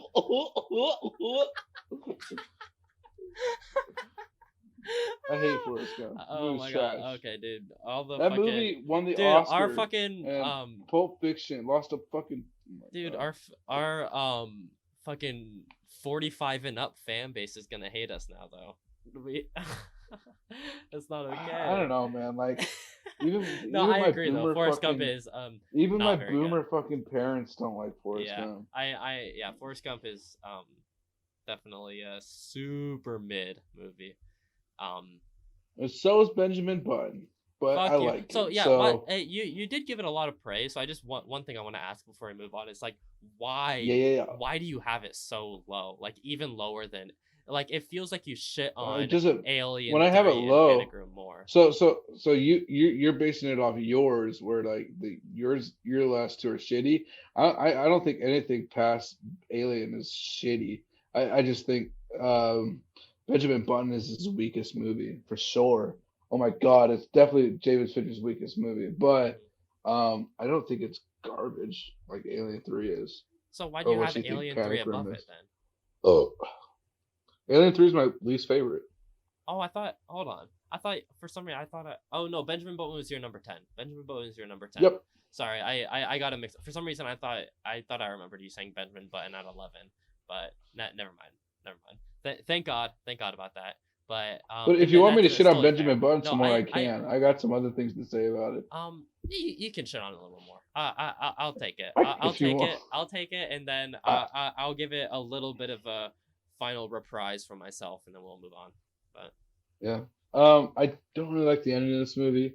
It's very confusing. Like, if you could explain it to me, that would be awesome. But I don't really get it. what do you? What I mean, Uh, what's confusing about it? That he just ages until he's a baby and dies. I, Like, yeah, I don't like that. I mean, I mean, like that was like what I was predicted throughout literally the I mean, beginning of the movie. I was what like, else he's would gonna be a baby happen? when he dies. Yeah. What? I mean, I I don't don't know. It was just like like that. shitty. That made. Well, I thought it it was was like fucking sad. It was. It was pretty fucked up. I thought, but like Yeah, no, it was I gotta say definitely I cried at the fucked end. up. I cried at the end. Honest to God, I cried at the end. Wow, you cried during I dude I don't know. I think I cried during almost every Evil single Dead. one of these Yeah. movies that I. Are you serious? Even Well, Alien but okay. 3? Besides Panic Room and Alien 3. Besides Panic Room and Alien 3. I Uh, was crying when Jared Leto got shot in Panic Room. I was dude, so sad. dude, that made me like, oh, nice. That was one of the cool things about it. I Oh was like, wait, we don't like Jared Leto over here? No, we love Jared Leto on this podcast. Dallas Buyers Club is I great. I think the best Jared Leto's in Fincher movies, and Best he's Jared only in a Leto is couple. So Dallas Buyers Club, and it's not even a competition. Come on. shit, you're actually right. Dallas Buyers Okay, Club is okay, actually like on yeah, another level. That movie is so good. yeah, he's incredible in that. And yeah, I don't Um, know how he gave that performance in that movie, but yeah, the movie's so good. um, Anyway though, the only last thing I would say is like, yeah, I think it's way too long. But I see why Fincher made it as long as you could, because I feel like mhm, I feel like he thought, I don't know, I feel like he loves this movie. I feel like yeah, he made the movie he wanted to, mhm, and I could totally see that because like there's a lot of really good moments in this, even though it's way too long than it needs yeah. to be. Yeah. Well, what I'll just say about that is like, that's totally fair. I really do like the length, primarily because something I'll be talking about a lot with all of the rest of his movies is like David Fincher is a super immersive director. Like he puts you in specific moods in specific places, and he's very good at doing that and making you feel those really specific moods that he really wants you to feel. And I think He's he an does a intimate great job director. of doing that in Benjamin Button and really making you feel a fucking lifetime of information and like regret and time. And so that's my reprise of why Was I'm Benjamin okay with the 14 length. when he got laid in a brothel? Dude, he was something like, wait, no, he was. No, because he went when he went to the brothel with the captain, and Mike? he left. Yeah, and he left home when he was 17. No, this was before he left home. Was when he went to the brothel. So Really? he was 17 when he left. Yep. Yeah. He was also Hmm. clearly. I'm not. Hmm. I'm. Is Benjamin Button canceled? I don't know. I don't know. Well, I just. It was kind of. It's. There's a lot of actually don't interesting remember things in that, but here. that is kind of There's a strange. moment at the end too where what's her face kisses that 5-year-old. Claire. Uh. Uh. Kate Blanchett Kate Blanchett. kisses like a 5-year-old on the lips, and I'm like, yeah, you fuck that kid. Um. Ugh. Ugh. I mean, she did. I mean, you're right, but Yeah. anyway, that'll be it. Let's move on from let's end on that fucking note. Let's move on to the curious That's a case of Benjamin great place Button. to end that. Yeah. Yeah, that's a perfect place to end it. Let's move What on did to our number 8 picks now though. So I'm gonna reveal that shit. is that me? Yeah, Is that me? yes. Let's see. What did I put? Okay, I put Mank. Really? 2020's Mank at my Okay. number 8 Okay. spots. Okay. Okay.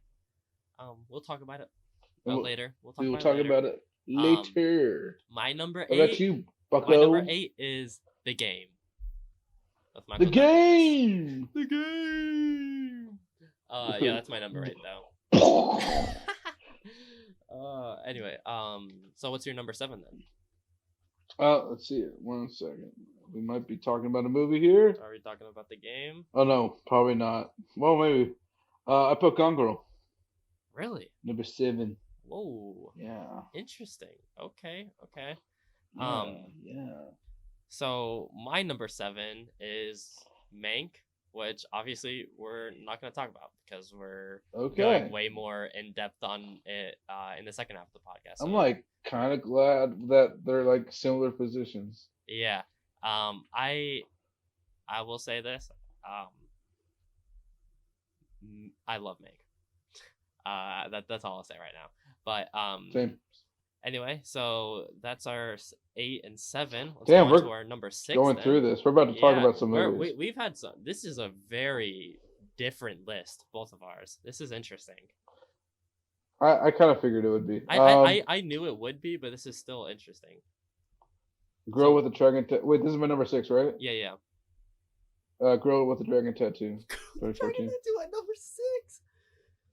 That's your number 6? Dude, no. I'm just reacting to that being yours. That's getting me a little hot and Is that your heavy. number 2? Number But 1? anyway, my number 6. Oh, it is. My number 6 is Fight Club. Um, so Nice. before we move on, because we have not had one to No, we talk have to keep about. No, going. I'm just saying we're gonna recap this real quick. Just to make sure everyone's following. My number 8 is The Game, 7 is Mank, and 6 is Fight Club. And what were your 3? Uh, six. Wait, I'm sorry. Eight through Eight seven what? six. Six. 876. Mank is number 8. Gone Girl 7. Girl with Dragon Tattoos, at number 6. Okay. So I'm gonna reveal my 5 right now, so we can just finally start talking about something. My 5 is Gone Girl. So let's Do it. fucking I talk mean, about I Gone mean, Girl. if you revealed my 5, we could have talked about it already, but that's fine. It's okay. It's okay. I went I first. think actually, I think one the next reveals we'll be talking about movies. Yeah. Anyway, What'd you fucking say? You Gone Girl. said So Gone Girl? Gone Girl's my 5. That was your 7. You said 7. That was my note. Yeah, 7. Yeah. So dude, Gone Girl, what a fucking movie this movie is. So I remember the first time I watched Gone Girl a few years back, and I'm just super invested into this movie. And then I watched this in fucking theaters. Really? I'm so jealous. I'm so Mhm. jealous. Rosamund Pike comes up on the screen and starts doing the cool girl fucking monologue, and I lost my shit. And I was just completely invested in this movie until the very end. I was so fucking into this movie, and I still do think this is a really great movie. Obviously, I have this at number 5, above like fucking Fight Club. Like I really love this movie. Um, but I gotta say, I did enjoy it quite a bit less on this rewatch. I rewatched it yesterday. And previously I probably would have had it at like 3. But yeah, I bumped it down to 5 because I did enjoy it quite a bit less. And that was primarily due to the detective and like kind of reveal information pieces of it. That's something that David Fincher primarily or typically does very well. A lot of his You mean movies, the way like stuff was revealed, like yeah. Rosamund Like Pike's still alive a and lot stuff? of whenever in a lot of his other movies are like detective movies, and you see them investigating shit, and it's always incredibly engaging and interesting, and like exciting when they're doing that. But when I was watching Gone Girl this time, I was just waiting for the reveals. Kind of, I'm just like, okay, I'm just sitting, waiting. Oh, this reveal happened a little bit sooner than I remembered, actually. This is kind of strange pacing. Like, oh, this, I'm just like, I'm a little bit more bored throughout. Like, Gone I Girl's definitely definitely. felt the length of this movie. It was 2.5 hours. Which I typically don't really It's care or feel the length in most other of his movies. Even Benjamin Button, the length isn't a huge issue for me. But Gone Girl, the right. length Well, was an issue for me this doesn't time. Fincher usually go over the 2 hour mark? He does. Like Panic like, I think yeah, I think Alien 3 and Panic Panic the only Room one. might be his only ones under 2 hours. Wait, Alien 3 doesn't go over 2 hours? No, Alien 3 is like an hour 55 or 59. Oh, It's it's tight. one of the shortest It's tight. aliens, I think. It's interesting. Mhm. As you were saying, like the reveals in this movie, I think the first watch is definitely going to be your best watch of this movie because there's a lot of unexpected stuff that happens in it. And I agree. I haven't seen this movie, and I saw this movie sometime last year, but I remember specifically like waiting for these specific like Yep. beats to come in, and I totally yeah, what you were describing is exactly how I watched it the last time. But when they come in, I really like them. They hit. They do And hit. That and that's Rosamund why Pike it's so high comes for me. through as like an amazing fucking actress who previously was like a fucking Bond girl. Like Yeah. Rosamund Pike researched her career with Gone Girl, and she's like loved in the at least in the cinephile community big time, Hmm. as being prominent in the last decade. Um, Gone Girl's got a lot of issues though. Um, I would say it's got the same issues as it does in the book. It's got way too many characters to follow through with. Um, and the lead is a dumbass and hard to root for.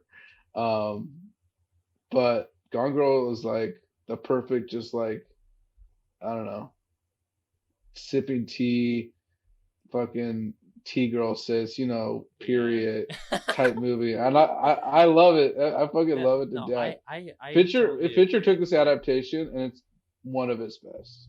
It Um, definitely is, and like I said, I have this at number five. Like when those scenes hit, they fucking hit. And David Definitely. Fincher has lots of really great, brutal, brutal fucking scenes in all of his movies.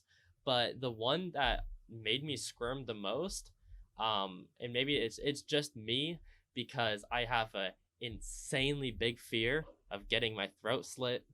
I that is like the worst way to die possible for me. I think that is just horrifying. And so when that Neil scene deGrasse, happens, almost said Neil deGrasse when Tyson. she fucking slits Oh my god. open Neil Patrick Harris's throat, I I lost it. Even though I knew it was coming It's because I'd it's seen it it's a before. shocking scene. Like It's a really it's like just so fucked up. shocking. It's so fucked Yeah. up, dude. Like both of these people, Nick and Amy are both like such bad, fucking toxic ass, horrible people. Like it's similar to like Phantom Thread of like these two like fucked up people doing fucked up things to each other, but like they're so Bro, like at the end of this perfectly movie, intertwined. it totally feels like Phantom Thread. 100%. Yeah. Even like the music that's playing along with it, like it's so disturbing. Like It's an interesting this comparison. I movie like makes that. you feel like gross at the end of it, basically, but like Oh my in god, like the yeah. best possible way. And David It's Fincher, so that's a dirty. lot of his movies.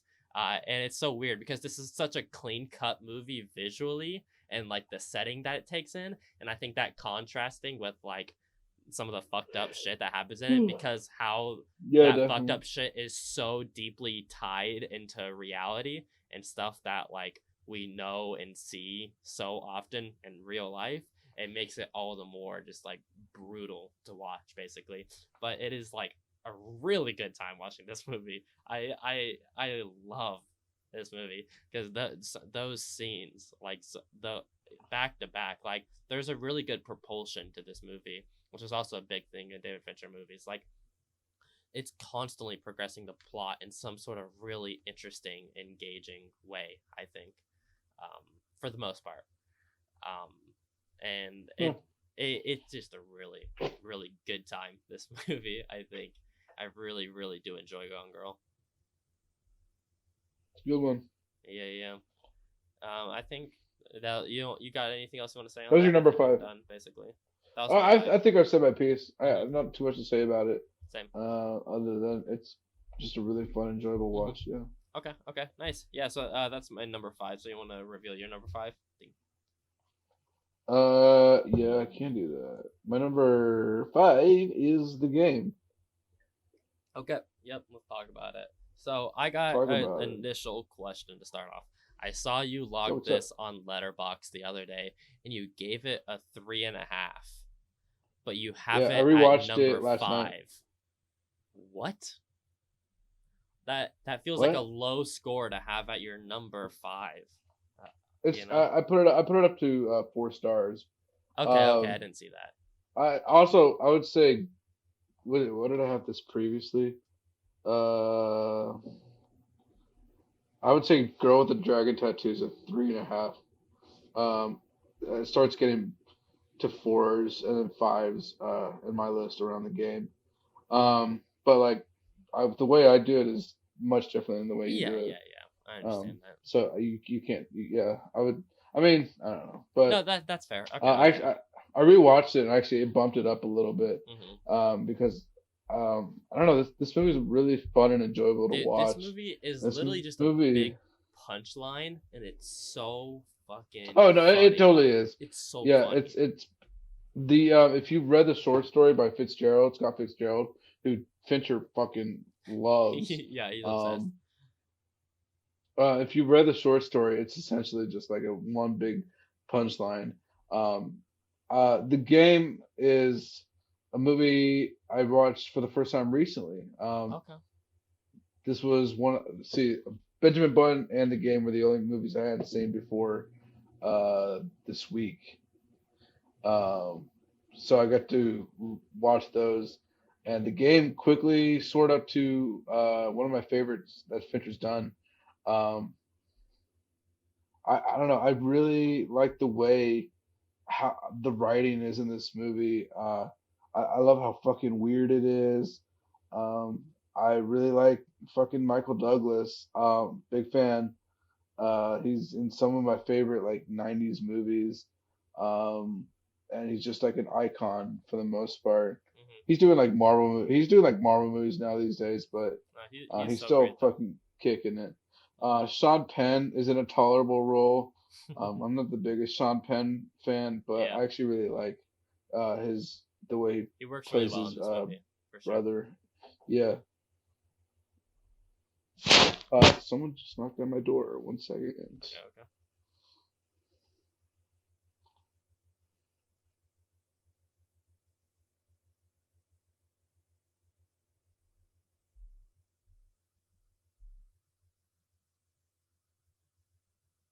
Sorry about You're that. good. The game. Michael Douglas, Sean Penn. Yeah, yeah. So I'll Uh, kind of pick it up.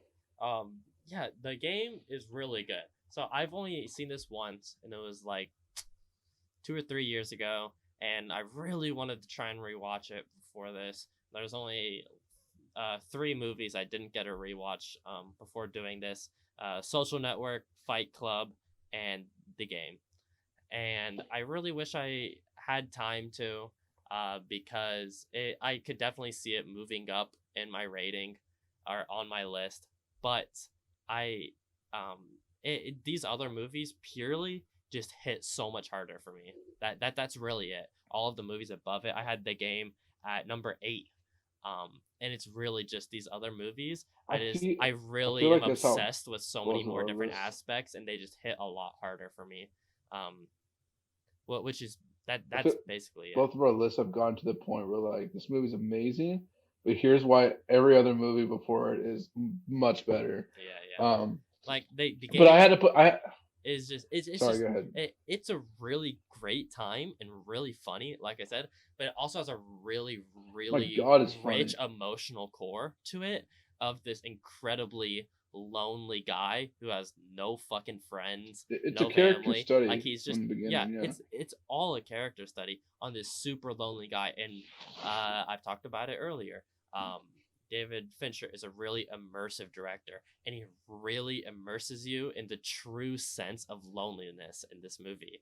And he does it in a really effective way. And through that, he crafts this really interesting game to examine this man and then also try and let him break free to finally like be able to think that he's deserves love again, deserves to like be a person and like live life again.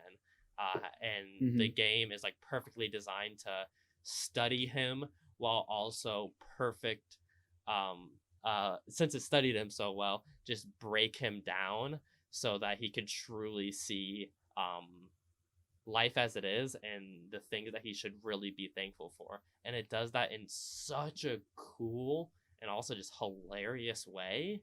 Um, Hmm.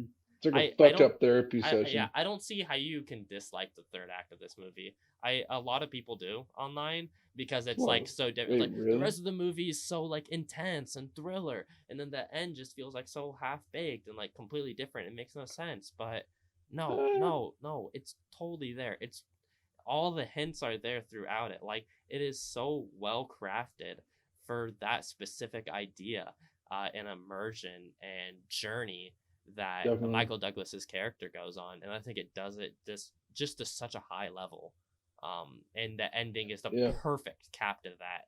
Um, and I mean, The all you can. ending was like ending. They could have ended it in like so many different ways. Mhm, They really, really could have. literally so And many like different the ways. ending is like short and sweet, and I love it. Like it I think it ends works. so well. It works so perfect to the core ideas that it's trying to explore in the movie, and it's great, man. The game is so good. I just also just love grumpy Michael Douglas.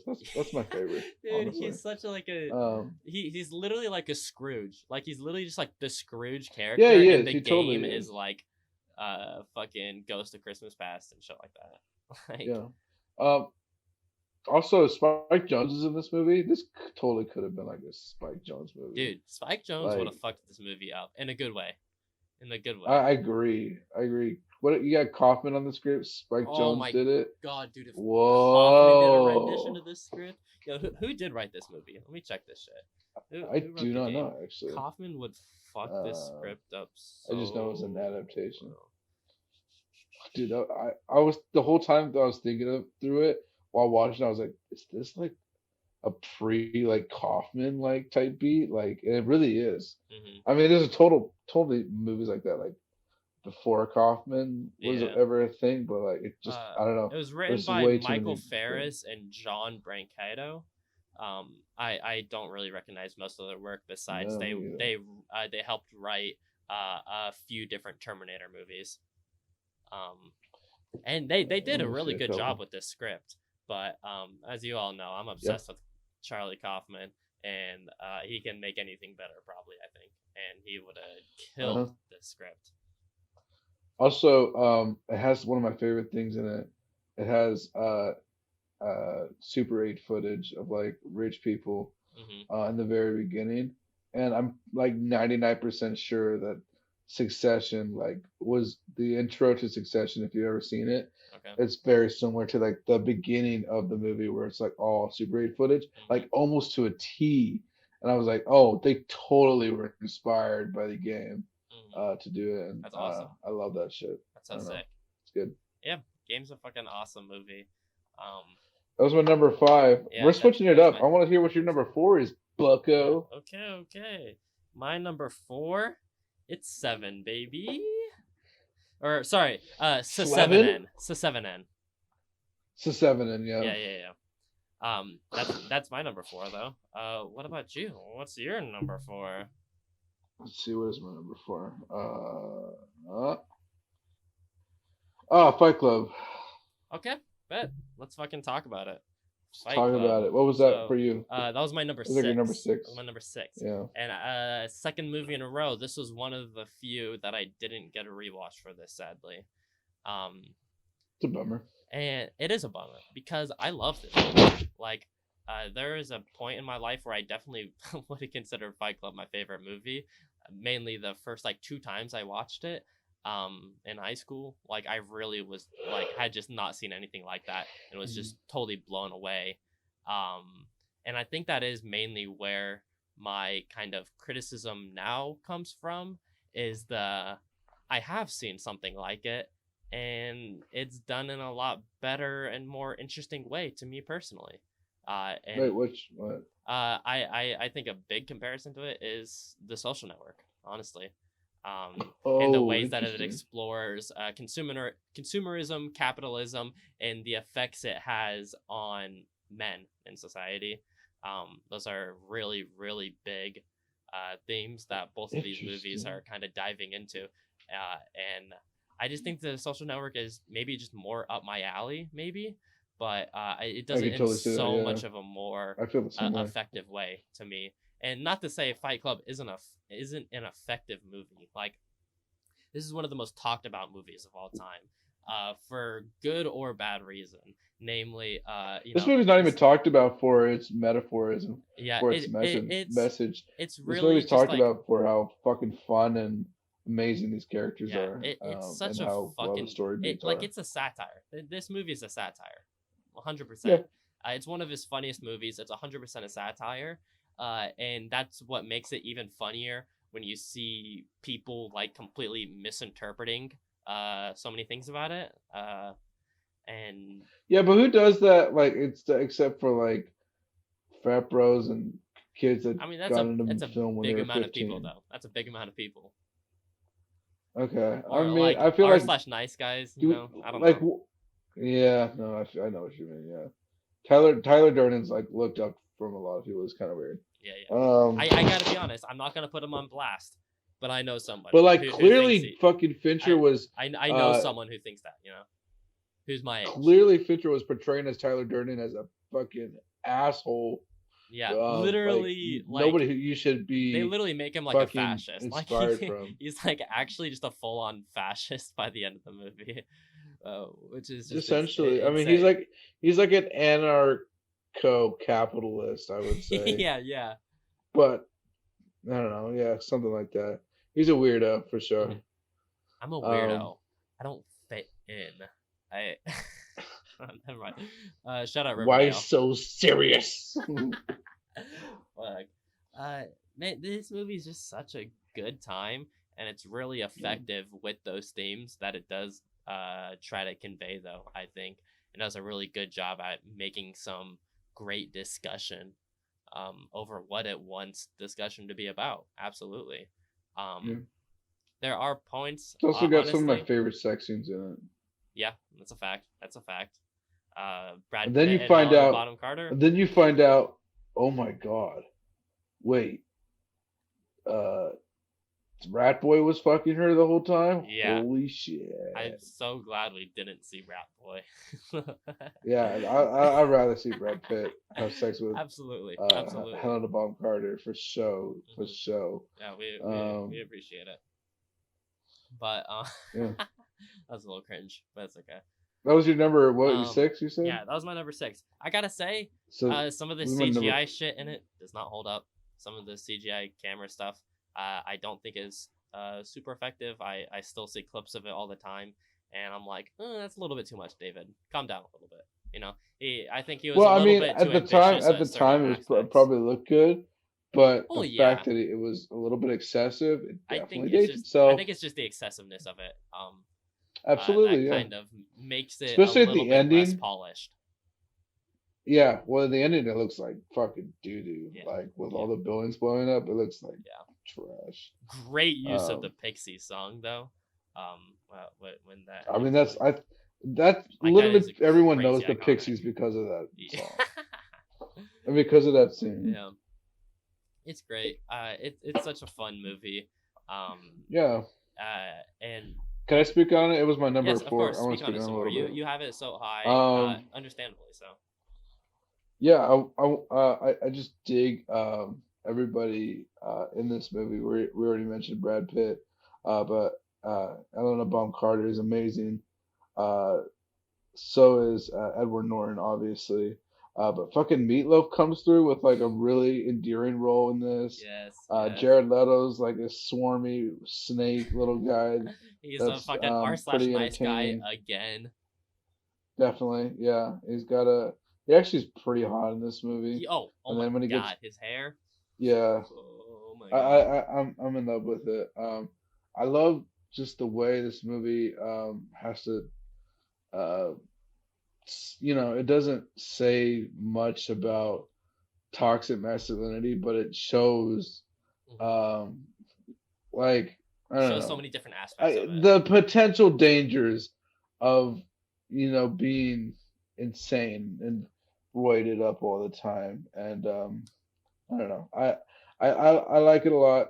It's my number four because it's one of those Fincher movies that I can just keep going back to, Absolutely. and Yeah, I've it seen was it. like It's probably my second it's most watched David Fincher movie. You know. it may be my most watched Fincher movie, and it's just because it's so watchable. Also, I love when Edward Norton fucking beats the shit out of himself. Yeah, yeah, Um, same. It's I great. just like watching that. Yeah. Yep. Anyway, I also that's love all it I when wanted Edward to say Norton about beats off in Birdman. He it. literally like he literally tries to have sex with what's her face in that movie, like during a live fucking performance. Like that's something I feel like Edward Norton actually would do. Just like Oh god, I feel. dude.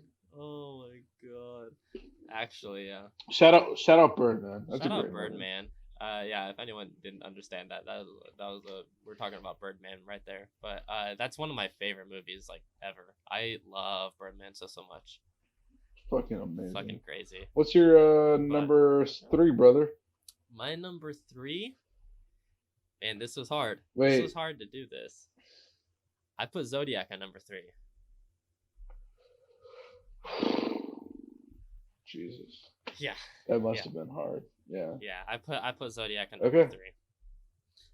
What about you? Where'd you put seven? 7 was my number 4. Okay, that's my number three. Okay, So let's talk bet. about it. So let's get into this. So 7N, Cinnamon. This was Fincher's second project, starring Brad Pitt again and Morgan Freeman. And Morgan Freeman. dude, when are you gonna bring Brad Pitt back? Kevin Dude? Spacey. When are you gonna bring Brad Pitt back, David? You didn't have him in Social Network. You didn't have him in Gone Girl. It's time You didn't for have him World in Girl War with the Dragon Z2, Tattoo. baby. You didn't Let's have him in go. Mank. Come on, bring back Brad Pitt. He's great in your movies, and this might. Yeah. I don't know. This is tough, but it might be my favorite Brad Pitt performance. Out of his movies, I'm not sure ever, but Super fair. it's so fucking good, man. I gotta love put Seven. Inglorious Bastards, but Yeah, that's Seven what I'm is saying. like- I think it's my favorite Fincher performance for sure. Fincher performance. Yeah, or sorry, my favorite Brad Pitt Fincher Probably, performance. yeah. Favorite Brad Pitt Fincher Yeah, performance. for sure. Yeah. But He's so young in this movie. dude, Oh my he's so god, young, he's a baby. and he works so perfectly with Morgan Freeman. Dude, this story is so Yeah, he does. well Yeah, he does. constructed. This was the movie where It's like a I better loved Lethal this movie Weapon. when I watched it. And this is you can go back to episode 2 of the podcast when we talked about the potential upsides of knowing a twist beforehand. And Did you know I'm the not saying it's twist? always a good thing, but yeah, What did you know? I knew Kevin Spacey was in it. I knew he was the killer, and Oh. I knew what was in the box. His girlfriend's head. Yeah, and so like Interesting. I knew all of those things going into it, and I still loved it back then, and obviously I knew them now. Rewatching Honestly, it the last Kevin week, Spacey reveal's not as big of a deal. Actually, when I first watched it, I didn't know Kevin Spacey was in it, so it was like kind of cool for me.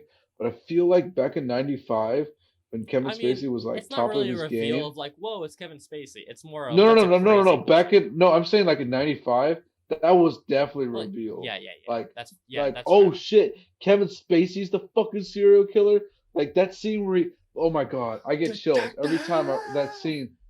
Yeah, Where he's like, Insane. detective, Insane. detective. Yeah. Like, Oh my god. god. This movie is the every single use of the word sick is this movie. Like, oh my god. From start to finish, yeah. Start to finish. Like, it Yeah. is so fucking cool. And there's just so This many is- cool fucking things about this. So that use of the word sick, like, it is a sick fucking movie. It's so goddamn cool, but it'll also make you sick to your stomach and want to kill Yeah. yourself, but also not. This Like- is one of Fincher's like only horror movies. Yeah. I would say Alien 3 is still like sci-fi horror, but Mhm. 7 is in the horror community, especially 7 is regarded as like good horror. Especially with like the sloth, the fucking lust. The Yeah. lust thing Oh is my- like a precursor to like Saw. Yeah. Um, Yeah. Sloth is the the one horror- that gets me the most. Sloth. dude, when he's like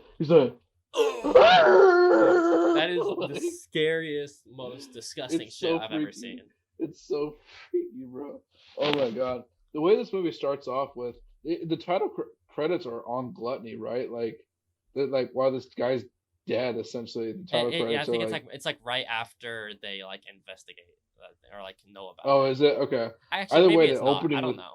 But the opening is gluttony still cool is as fuck. so disturbing. Yeah. Well, you just see Super this gigantic man who is force fed like fucking spaghettios or whatever. Mhm. And he's got like shit around his ankles. It's so disturbing. Uh, And God, dude, this. the use of horror elements, and even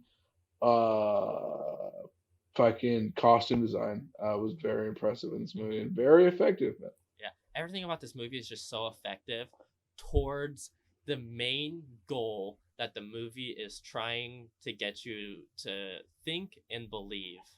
Is it takes you on the journey of going to some of the darkest things you can imagine so that you can see the light and the good. And I think that's what's so fucking impressive about this movie. This is like a top 5 final line like ever. The final line of this movie is a perfect funnel of every single thing leading up to that final line that just What's the final gut line? punch. It's Morgan Freeman says the quote. I can't remember if it's from like Ralph Emerson or something like that, but he's like, someone said this quote once, that the world is a fine place and it's worth fighting for, and I agree with the second half. Like, that line is like Interesting. the idea that yes, the world is fucked up. Yes, there's these horrible, horrible things that happen, but it's still the world that you live on, and it's still life, and you need to still fight for your right to live and be happy, I guess. And I think that's Yeah, so fuck like that shit. poignant and like so effective in this movie. Like, what the fuck? How does it weirdly end on like the most twisted, uplifting note ever after like so much fucked up shit happens? Like, the ending of this movie, I'd say, is positive in a way because of that Interesting. quote Interesting primarily. take. And I think that's one reason that I love this movie so I fucking love much, the and end just of this packed movie. such a hard punch this time. Like, this was the movie that I rewatched it, and I'm like, okay, I need to rewatch basically all of David Fincher's movies now, because this completely shook up my list. This was at Yeah, I can see I that. think I had this at like 7. Honestly, I think I had this at like 7, like That's funny. 8, 7, 6 range. And then I Gotcha. rewatched it, and I'm like, this might be a top threeer. And it didn't break the top three. It Gotcha. landed at 4, but it was so fucking close. Um, and yeah, man, It was my number Seven's three and so your good. number four, right? Yeah, this movie's just All right, incredible. cool. I loved 7 so It's much. That's my piece on it, good though. movie, man. Good All right, shit. Good shit. I've said my piece about it as well. right on. So let's move on. We'll move on. My number 2, and so we can get into this finally. It's Girl with the Dragon Tattoo. This is my number 2, undoubtedly. Woo, baby. What did you give this movie? Did you What was this? rewatch this as well? Yes. And so Wait, which before the Fincher rewatch, movies have you never seen before that you watched the for the ones first that I'd time? never seen was Panic Room, Benjamin Button, and Alien 3. All the other ones I'd Gotcha. seen previously, at Alright. least once or twice. Gotcha. And so Girl with the Dragon Tattoo, I watched for the first time early last year, actually, and blew me away. I loved it so much. And the thing that I primarily loved about this movie, and that continues to push it firmly into the second spot for me, is yes, it might be his most brutal, fucked up movie. Like, trigger warning, rape.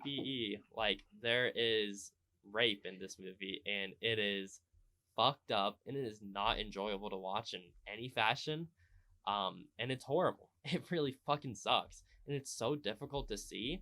But why I think it is necessary in this is, there's so many aspects of this movie working perfectly together, and so they have these really almost quirky characters with like these really strange character beats in them, some like genuinely like funny like joke beats throughout the movie. It's like strange world with like this super interesting production design. It is my favorite Fincher movie visually, absolutely, from the production design and the cinematography and how those work together.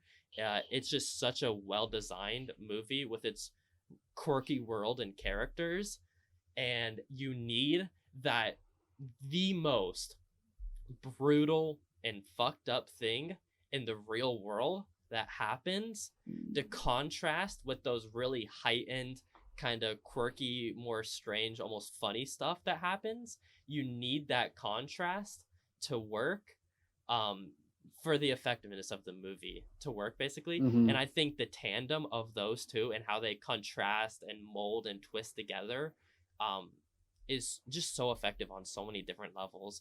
And like, yes, obviously, brutal. It's a thriller. There's lots of great thriller and detective scenes. We know that David Fincher is known for his scares and his thrills and detective scenes. Those are incredible in this movie. But where it really shines is in the humanity of Lisbeth's character and her relationship with Martin Bloomquist, and how that relationship blossoms and progressive and then tragically ends. Hmm. I cried. I broke down. I did the first time I watched Have this you movie. seen I the did this original time as one? well. I have The not. Swedish I've version? only seen this version. I haven't Okay. read the book either. I won't Um, spoil it then. like yeah, it's tragic. This movie is supposed to like it was supposed to be a franchise, and you can totally see it being a franchise. Like all the shit that they set up, and like it's There tragic. was a second movie that came out. Not Uh, in Girl in the Spider's Web. yeah, but it wasn't David Fincher's though. It's a It direct was the it's a other. direct sequel. It's Pete Alvarez that directed it, but it's a direct sequel. Really? Okay, We've well, had this yeah, we've had it's this not David conversation Fincher before. though, and it's not Rooney Mara. No, it's not. So It's it's not recasted. it's not it. It's But not a they did the sequel. same thing with Sicario. So Yeah, I mean, Sicario's not a sequel either. Fuck both those movies. I don't care. Sicario de Salado is not a terrible movie. I haven't seen either of them. I'll be honest. I'm just being aggressive. But What? I haven't seen Sicario I either. want to watch Which is Sicario with you. hard to say because Denis Villeneuve probably a top 5 working filmmaker right now. I've said that twice I've seen this all his movies podcast now. about David Fincher and Denis Villeneuve. And yeah, I'm pretty firm about that. I've only not seen Sicario. You haven't seen Enemy, have you? I haven't seen. No, I have seen Enemy. I haven't seen Sicario. Oh, I okay, haven't good. seen Incendie. Prisoners? I've seen Prisoners, and yeah, I think just Sicario, Incendie, Okay, good. and I think he directed a movie called Polytechnic, and I haven't seen that either. It might not. And I don't think I've seen it's something that. I similar don't to know that. about It was his first movie. It's based on like a school shooting. Like it's a Definitely need to pretty see Sicario. Oh, fucked up shit. movie. Oh, that's interesting. Yeah, I don't know if I Hold on, want to I'm watch gonna look that. up real quick because I need to find it. Well, let me talk about Sicario, and let me Yes, recommend yes. the podcast Sicario. You want to Polytechnique, see it was Josh Brolin, and oh, you're done. Okay, yeah, no, it was Polytechnique. That's what it was called. But gotcha. anyway, big tangent. Denis Villeneuve's amazing, but Go with the Guardian too. God, the Girl's Drag Tattoo is just so good. It feels like a brutal thriller made by Wes Anderson, with the way the characters and world are, and like how it's constructed. Like it feels like a Wes Anderson movie with the strange quirkness of it. Like I love that. I love that. I've been very vocal. Wes Anderson is my favorite director of all time. Absolutely, I love him so much. And yeah, this feels like one of his movies, but to the furthest extreme. I love the set pieces in this movie so much. God, yes. The whole island is you've said almost like everything I could say about it. This was my number 6 though. Yeah. So yeah, and I needed to splurge a little bit about that right there because I'm obsessed with this movie, and I very almost put it at number 1. Right. But I didn't. You should definitely watch the others. The Swedish version had the whole trilogy. I will watch the full Swedish. That might be a really interesting watch for you. I would also maybe check out Girl in the Spider's Web. I'll see it because it's not a terrible movie. Yeah, it's actually pretty beautiful, and I like what Pete Alvarez brought to the table on that one. Yeah. But Girl with the Dragon Tattoo is fucking fantastic. Yeah, why do you have one of my favorite Craig roles? Yeah. Go ahead. I know. I'm wondering, like, why do you have this so low? I guess because it sounds like you agree with a lot of kind of. This is not low. This is my number 6 movie. This is like halfway through. That's fair. It feels low to me. Just I'm so obsessed with it. I know because your list is like is my list is like Alien sucks. The rest are like 3 and aboves, and this is like a 3.5 for me. Yeah, these are all 4 and above for me, and this is a perfect one for me. All my top 3 I consider perfect. It's like my top 3 are perfect. My top 3 are perfect, and then 4, 5, 6, 7 are all like 4.5s, and then 8, 9, 4s, and then the bottom 2. Ah, nice. That was your number 2, right? Yeah, that's my number 2 though. Do you have any piece you want to say on that? Yeah. Oh no, if you want to continue, you can. I'm done about my rant of why I love this movie so much. It's a beautiful and It's an tragic incredible movie, movie. and the ending is just like the most daring ending This is one of those movies that like Fincher came out of like left field with. A lot of people didn't expect it. Mhm. And Such a it's just like I would say I would say like Mank, it's like it's an ambitious a, movie. a different kind of Fincher that Hmm. we don't usually get to see. I dig Absolutely, it. it is. My number two is The Social Network. Okay, okay, that's fair. I So that's get your it. number one. Yeah. So that's my number one. So I guess we Interesting. can get into the social network then. Um, Yeah, yeah. sure. I mean I had social Perfect network at movie. number one beforehand. If you've seen the intro episode of the podcast where I talk about five or I talk about 10 of the most Yeah, personal yeah. movies What to are your me, favorite movies of the last like social network ever? was on that list. And I don't know if the my mic is picking up my roommates, but my roommates are so fucking loud downstairs. So Nope, no, I don't hear anything. yeah, I hope it's not getting picked up, but we'll see in post. But anyway, sorry, that just completely derailed me. But yeah, it's been one of my favorite movies forever for a while now, and like I said, I almost wanted to put Girl with the Dragon Tattoo above it. I almost put my number three Zodiac above it at one point when I rewatched Zodiac the other day. Like it's great, but I've seen Social Network probably like 10 times. Like this is one of my most rewatched movies of all time, and I think it's just such an incredible feat of a movie. Like I'm still kind of just blown away by the idea of this super fucking boring court drama idea of, oh, it's the guy who made Facebook. Like this is the most boring. Like how the fuck do you make an engaging movie out of this? Like David Fincher, this is a completely different movie than you think he would tackle, but he puts his perfect spin on it, and it works so well. All the different aspects of you have David Fincher directing, the Aaron Sorkin script, the Trent Reznor and Atticus Ross composition, and so many other aspects, and the creative collaboration that happens amongst them is incredible. Like David Fincher gave script notes, massive script notes, to Aaron Sorkin. Like that's crazy. That's crazy, and it Is was it? like for the better. I think I think so because like I feel like every Sorkin. director does that. I mean yes, but I think Fincher does it in a way to I think perfectly I'm gonna emulate have his a different style. take than you then on this movie, Um, and then I find your take interesting. yeah, I just think like it's such a unique thing. Like it's just crazy to me Uh, all the collaboration that went on with it, and like what was able to be constructed for this movie kind of just blows me away through that. And I also just think it's a right. wildly engaging, effective movie that is going to be one of the most important films of all time, uh, purely based on its It's an subject important matter. film, but it's already But dated. It's complete. It's I super mean, dated. And we need a dated, second movie. but not really. Dated and yeah, definitely. I mean, Like it's that movie covers like literally the beginning I of Facebook I and wouldn't say like it's dated. super dated.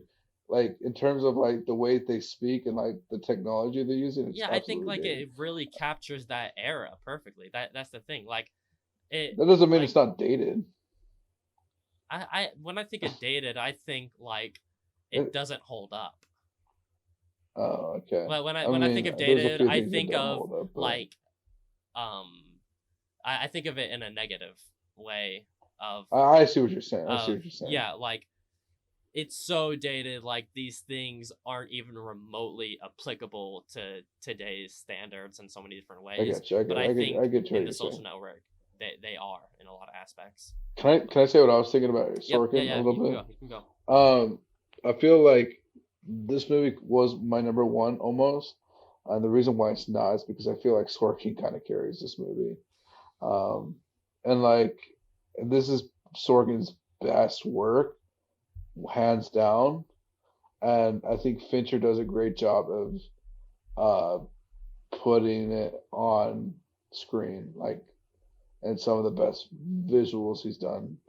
But I strongly believe Sorkin was like the reason why this movie is so highly Do praised you these do days. you think anybody could have directed this script? Not anybody, obviously. There's like really shitty Yeah, I people out feel there. like Danny But Boyle do you probably think could have done it, really, but really? like David Fincher made it like into yeah, totally. I feel like Danny Boyle was probably like would have been all over something like this, but like Fincher like made it his thing, and that's that unique. Like it's much more than just a biopic.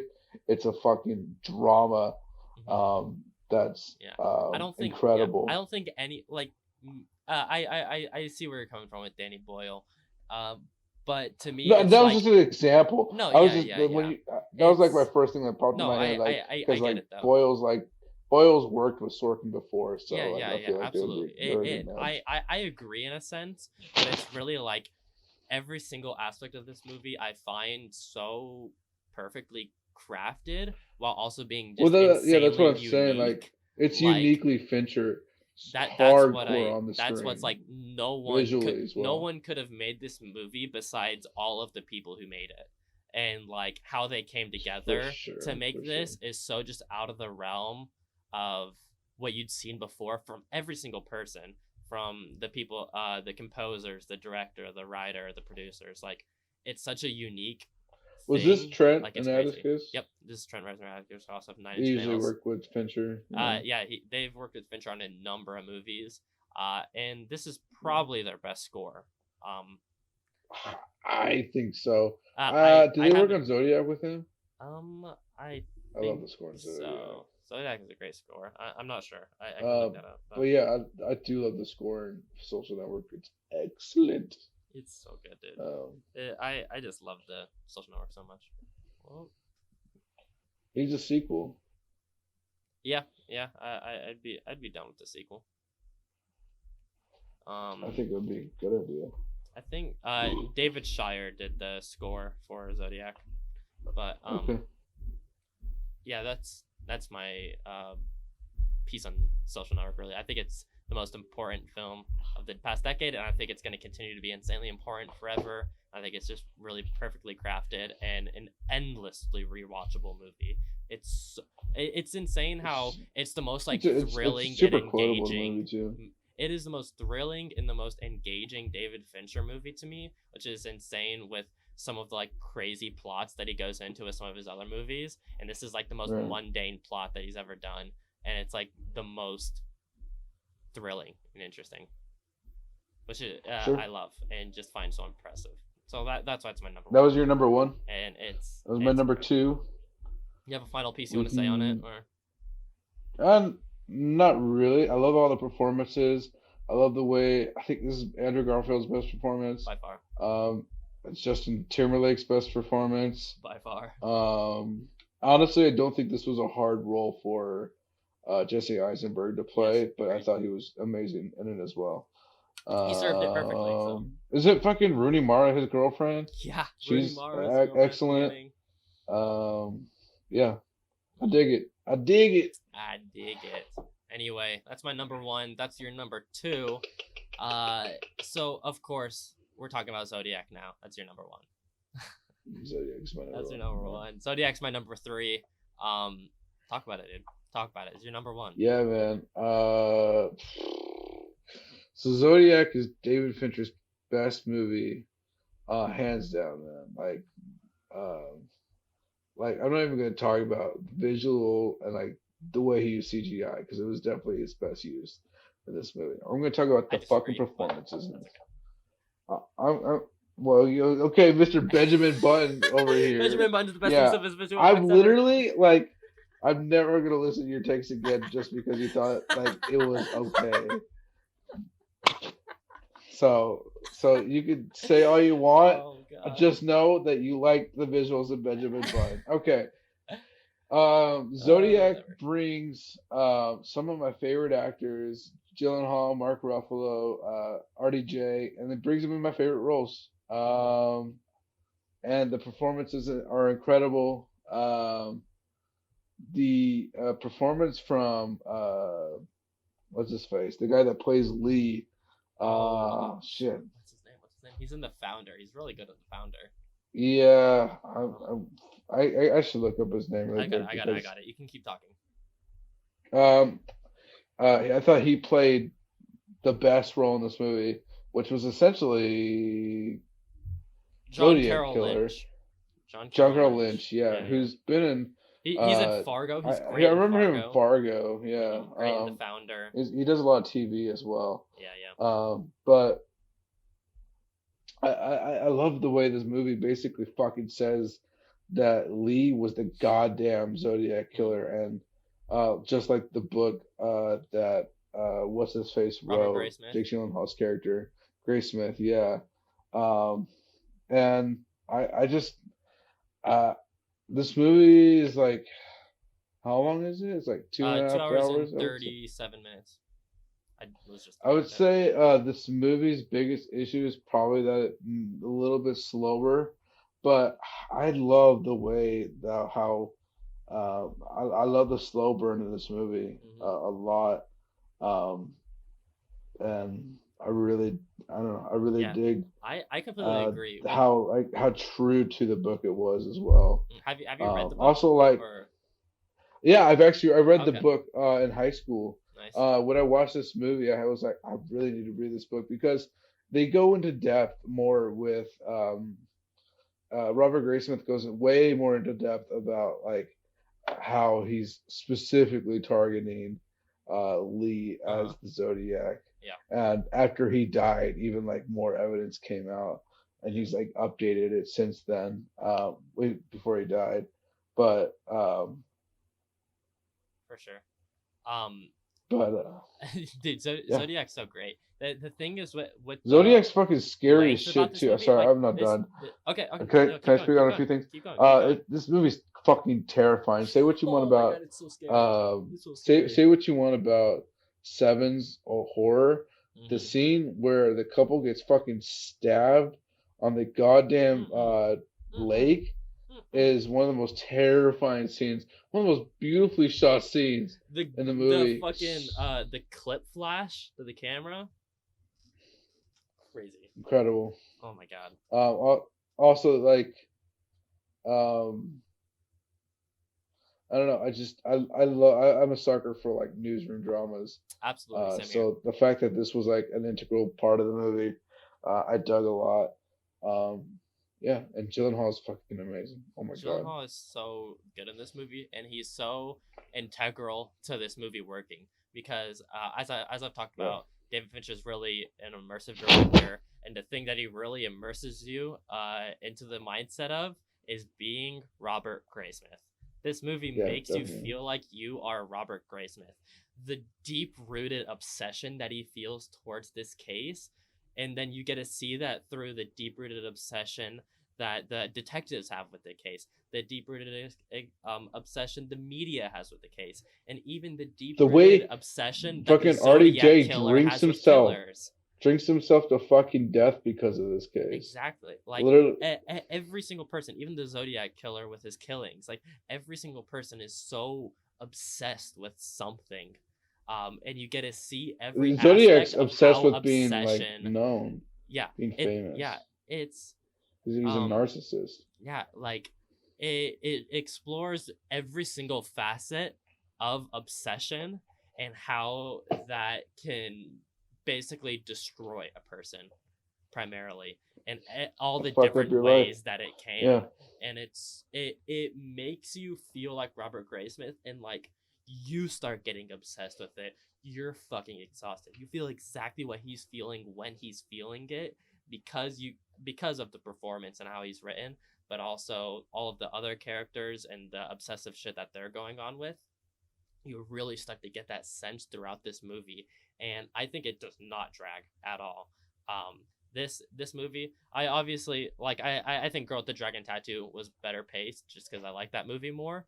But both of those movies are over 2.5 hours, Yeah. and they're a breeze to watch for me. Honest to God, Yeah. they're a breeze to watch because like they're just so perfectly paced, and everything is so integral to that really specific immersiveness that goes on in each of these movies. And Zodiac just makes you feel absolutely manic and insane throughout this movie, and it's such a specific feeling that it gives you through every aspect working together to make you feel that feeling. Like, um, man, this movie's crazy. Like I said, I almost put this at 1 or 2. Like when I got done rewatching this movie the other day, as is with most all of these other movies on this list, I loved it even more on the rewatch. And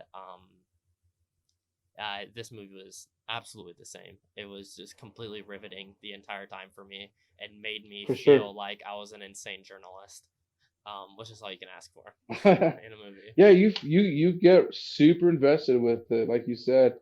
Um, And then whenever like that makes it like pen in like the case would pop up, you're like, oh fuck, no, why didn't that work? Like or like you a new feel it. development comes up, you're like, Yeah, oh my like god, oh my holy god, oh my shit, holy god. shit, holy shit. It's like I know everything. Like I've seen this movie before. I've seen it twice exactly. before, I think. And it's still so thrilling and so engaging and makes it feel new every time. Yeah, Like, it's just so good. I gotta say, agreed. the most fucked up thing David Fincher has ever put to film is in this movie, and it's when Mark Ruffalo and his partner are at a diner, and he takes half of his partner's BLT sandwich. He takes a full half of his Huh? sandwich and then takes off the tomato and then eats it. What? It's a I, uh, BLT. but Mark It's Ruffalo gave him one full third. permission to eat it. Come He gave him full on. permission to finish it. Like, So I think it's it's fucked okay. up. It's fucked up. If It's you the just tomato that fucks it up. Why would you take off the tomato? Why eat no, the sandwich? honestly, the lettuce and the bacon make the sandwich Fuck you. and the mayonnaise. Fuck you. I mean, Tomatoes just they there all work for together fucking perfectly. They pussies all work that together like ketchup. perfectly. That's the perfectness of a BLT. It needs all of the aspects. If the tomato's Yeah, missing, that's like, it's fucked. It's totally fucked. The yeah, ratio's off. yeah, okay. It's All right. disgusting, I mean, but you just put more mayonnaise on it. You just put more yeah, mayonnaise on it, and it's okay. that's fair. That's fair. Put some ketchup on it if you want tomato, you Put some fucking ketchup on pussy. it. Okay, Yeah, yeah, yeah. there we go. Whatever. Oh, Do you have anything else you want to say about Zodiac? that's all I gotta say about Zodiac. Man, I love that movie so much. It's Uh, literally like, in my opinion, one of the most perfect movies. And Absolutely. I also think it's a perfect movie, so it's great. It's my number 3. It's Fincher at his best. Yeah, for sure. It's great. Yeah. Man, David Fincher, what a director. He's given us such incredible shit throughout his career, and I'm forever thankful Yeah. for the dedication to the craft that he has, the dedication And he's to actively working still. you know, his artistic pursuit. You know, he believes in the artistic pursuit, and he does what he wants to do, and I can't respect that enough.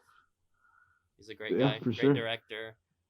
He's a great guy. Known I don't know if he's personally. a great day. I don't know if he's a great guy. I should have said I that. talked to him on the phone the other day. Yeah, we're hanging out Dude, next week. he's doing great.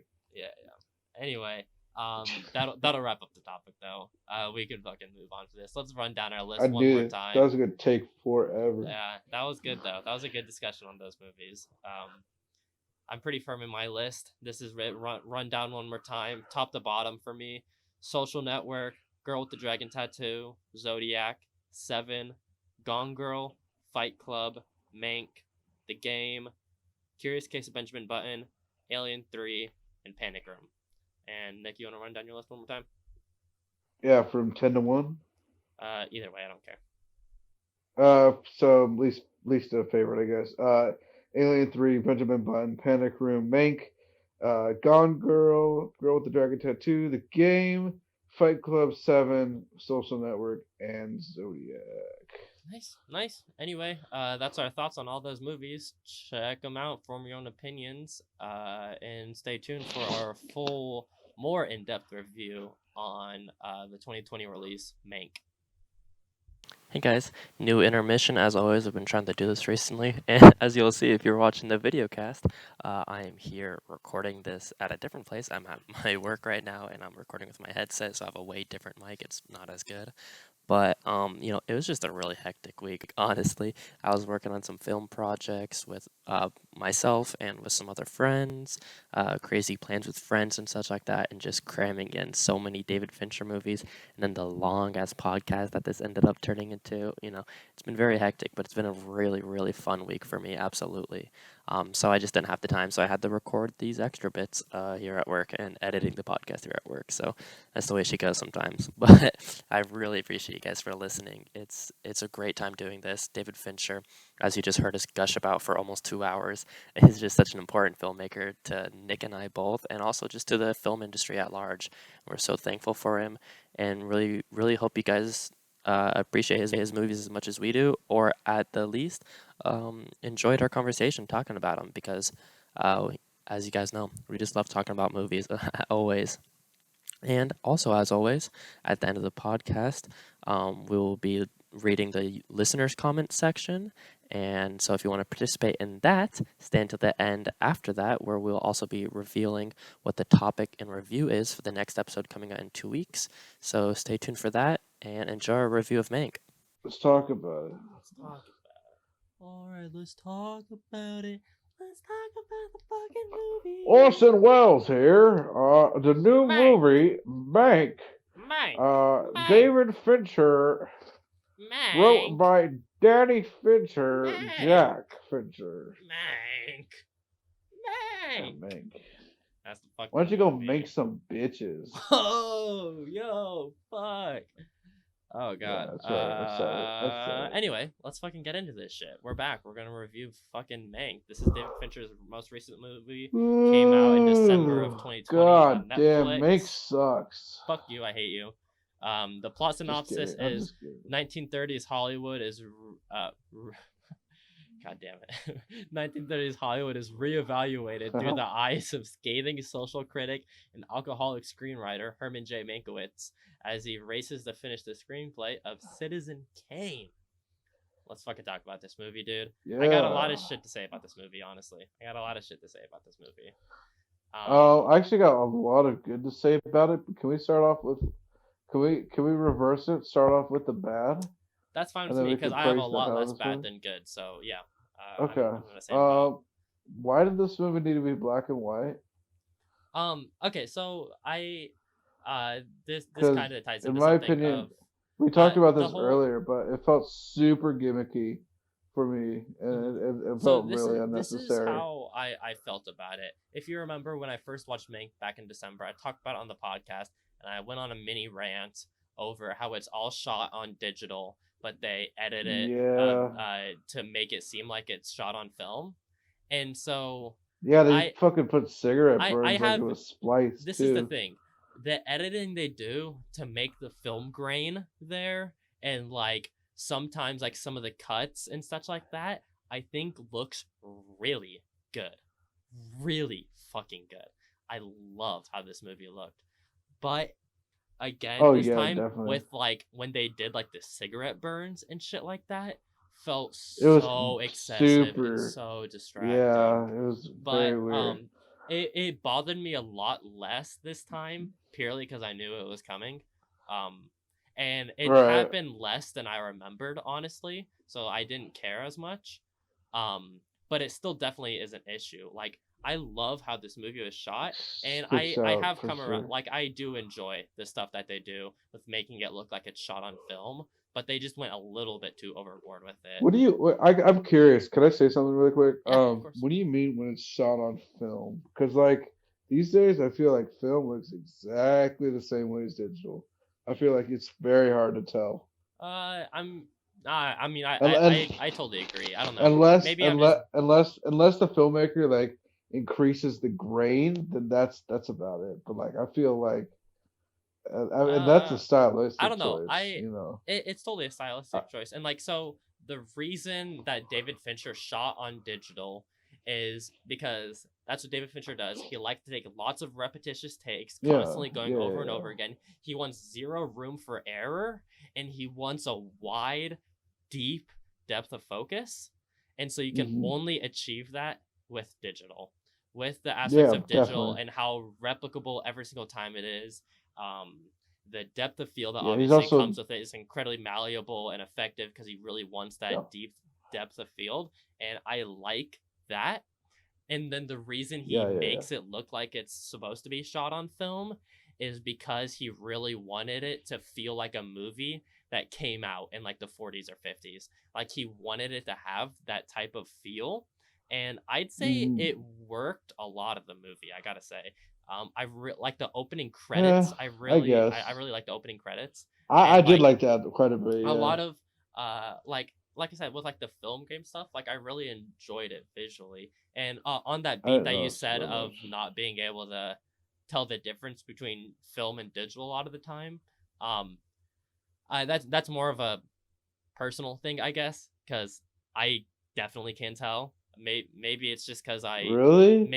I've like looked at a lot of differences and shit like that. But What basically, do you every think? single time What do I you think watch a Inglorious movie, Bastards was shot on?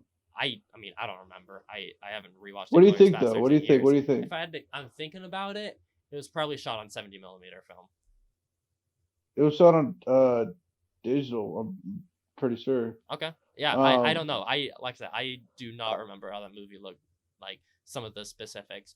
I'm But just basically, saying, every like single time when I watch a after like movie, after like the I two know what it thousands, is. You know. you could. I feel like film looked the same as digital. I don't know. It's Yeah. just No. I don't know. That's I that. definitely I disagree. don't know. I do find it just because I The only like to time think about film looks movies when I'm different is watching when you it. turn up You the know. grain on purpose. I mean, And I like don't know. yeah, but also just using different film stocks. Like I don't know. I like Because you paying can get the attention to same that, effect and of I like, basically every time I watch a movie, I like to try and guess what it was shot on. yeah. Um, and I Oh, won't lie, really? The only time I could I'm pretty tell fucking good at what's being able to different is tell. like the let. Yeah, Oh, really? I'm really good at Okay. being able to The tell only the thing, difference the between only time I 16 could tell millimeter, is when 32 lenses are millimeter, 60 changed. millimeter, 70 If they're millimeter, using, that shit, and then yeah, digital. okay. Like I can tell Well, the no, I could difference. totally tell if it's like a different ratio on the top and the bottom, but and on the Well, yeah, but mask, it but differs with the film grain and like how the colors pop. Those different film reels as well, and like I know how to pinpoint those differences. You I know, guess I find it that obvious to also me, but that's that just because that's that's something I also like like paying attention to. You know. I hate to I hate to be overcorrective, but that also has to do with the lenses they're using Oh yeah, for definitely, those definitely. specific colors to come out. Yeah, but Yeah, and like what were we even talking about? Oh, we were talking just about more about how that it was visual kind of style of the movie is like yeah. I I felt like understand he all the wanted added it. stuff was super Mhm. tacky in my opinion Like I said, and unnecessary. I think quite a bit of the added stuff works, but a solid handful of Uh, it doesn't work, and it's definitely yeah, so distracting. But it definitely on I this rewatch, it wasn't as distracting for me. yeah, like you said, I feel like if I watched it a second time, I wouldn't be as focused on that. Hmm. My other big grievance with the movie is I don't like Orson Welles that much. I don't like the way. Like you I don't wish like him they in the kept him movie, or on you the. don't like him in real life. I just don't really like the way. What's his face? They portrayed him. Tom. I don't know I don't know the actor. It feels more of like an impression of Orson Welles, Hmm. than anything. I don't know. I also kind of wish they kept him on Tom the Burke. phone. Yeah. Anyway. Um, I wish they kept Orson Welles on the phone throughout the movie because immediately when he started interacting with Mank for like the first time and like uh, At the end, you mean? it felt so weird. It felt so out of place. Interesting. Um, I gotta say that scene I where they totally first disagree. like where they're like bickering with each other, it feels so weird. I don't know. Mhm. It just does. I It doesn't feel earned, is what I'm mhm. like saying. That's Um, that's I feel understandable. I, I feel like Orson Welles should have stayed on the phone. Mhm. Yeah. I But so those yeah. are my two big things about it. The Uh, rest of the movie I love. I'll kind of defend and like speak my piece on that then.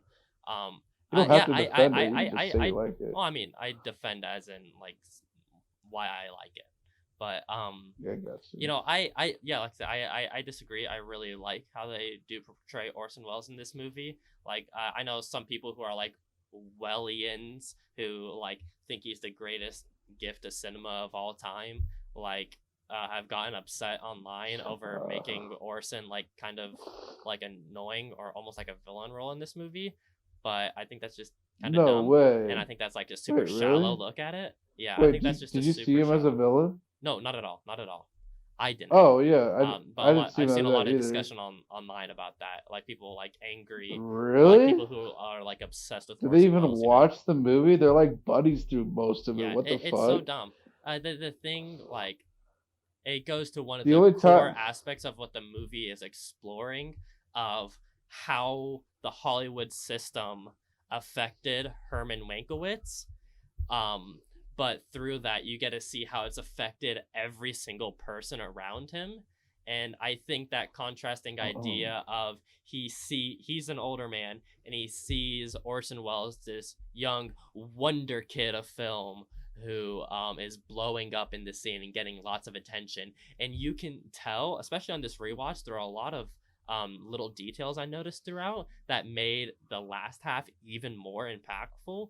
Of those hints of you the can last half see is the best part you of the can movie see for sure. Mankiewicz, like he knows, like, oh fuck, I can tell Orson is like starting to almost get controlled by the Hollywood system, like he's falling victim to a lot of the faults that a lot of people fall prey to in the Hollywood system, Right. and you can see Mankiewicz slowly realizing that, and that's what makes the end even more impactful and like makes sense of the interaction. Like Orson Welles like really just wants that total creative freedom to be his own piece, and like Hmm. whether that's completely true or not, how it's portrayed feels really authentic, I think, I and think the it was way that pretty it true. contrasts with Herman and his past, that is hinted at throughout, parallels in a really effective and interesting way.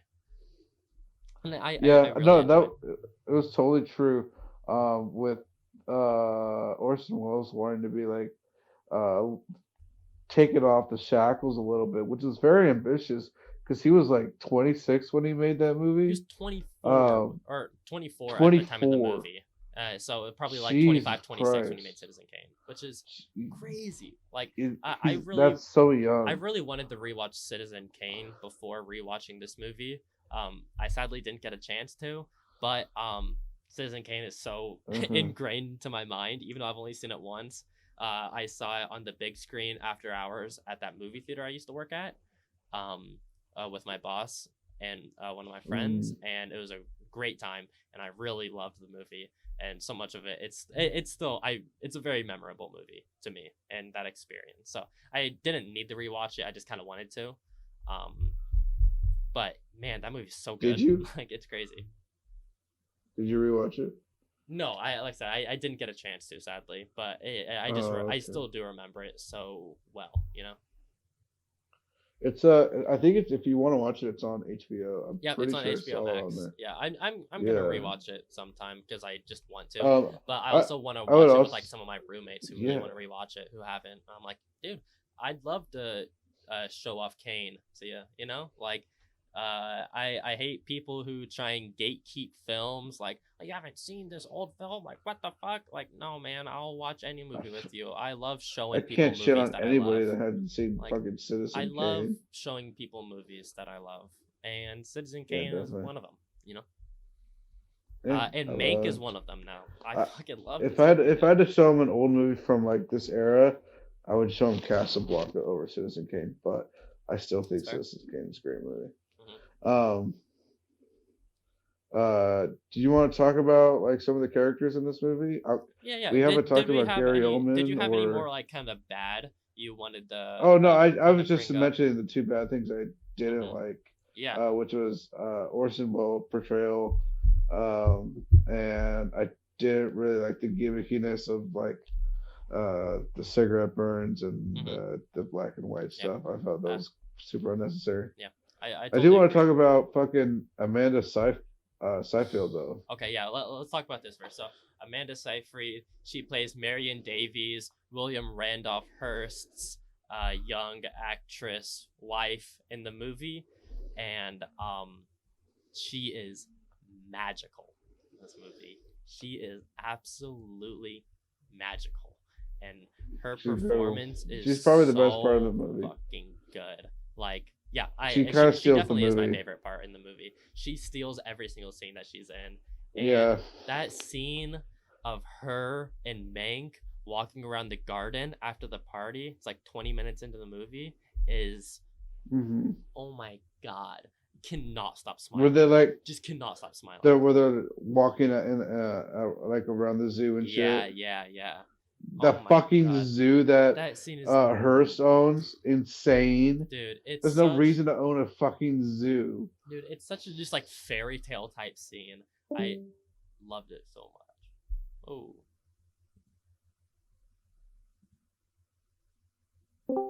what happened? Nico. I have no idea. Just disconnected me for no reason. Keep going. Weird. Fuck. Where is that? Where is it? Where is it? Yeah, Yeah. This whole scene oh, is just yeah. like so magical, like a fairy tale type scene, and it's it's I don't know. It's close to my favorite scene of the movie. It's definitely a top three. It's one of the favorite best scene. scenes in the movie. It's for definitely sure. a top three favorite scene. Previously it was my favorite scene, but I have one or two others that I want to bring up later that are I contention. mean, you can do it now. I'm interested in hearing them. Yeah. Okay. One of the other ones is the pitch scene near the beginning. Oh my god. The beginning pitch scene. I love the pitch scene so much. One, it's just right from the beginning of the scene when they're introducing the writer into that writer's room and they're betting on shit is so funny. The dialogue is just so precisely written and so engaging. I think it's so fast paced and almost hard to keep up with, but in like a good way. Like it's so funny and just such a fun scene. And then the whole pitch scene is just great on that technical level, like I was saying, of just being a really funny, fun scene to watch. But I think the thing that really impressed me that I noticed on this watch is David Fincher obviously is the guy of precision. He loves camera angles and power dynamics in movies. And the way that he moves the camera around in this scene to show who is picking up on the pitch, because they're making up the pitch on the spot, and so the way the camera cuts around every single character, and like whether it's a close-up on one character or like a certain group of characters, to show who is following with the story and who isn't following, and is so effective and just elevates the scene to another level of just like technical precision and just making it wildly engaging. Because yes, the dialogue is really great, it's really perfectly performed, but when you get to see the power dynamics and the ideas that are shifting around through the camera cuts and editing is just perfectly done. That scene is just so great to me. Yeah, for sure, definitely. I did you want to? Do you have another scene you wanted to mention as well? Or? I'm trying to think honestly. I don't have one super ready. I gotta the say election the night the scene. end was The election really night good scene as well. might be the third one. In That the top whole three. like 20 minutes with the Sinclair election is and that Shelley character, that filmmaker. Yeah. Oh my god. I forgot his last name. That whole sequence is incredible. Dude, I It's definitely like a good chunk, 20 minutes of I the movie. teared up the first time I saw that, and I cried like even more, like actually cried this time during that. Like that scene really fucking broke me. I thought that shit was so fucking sad. It was devastating. And it adds to that level of, like I said, one of the main ideas that the movie is exploring is the corrupt Hollywood system and its effects and damages on so many different people.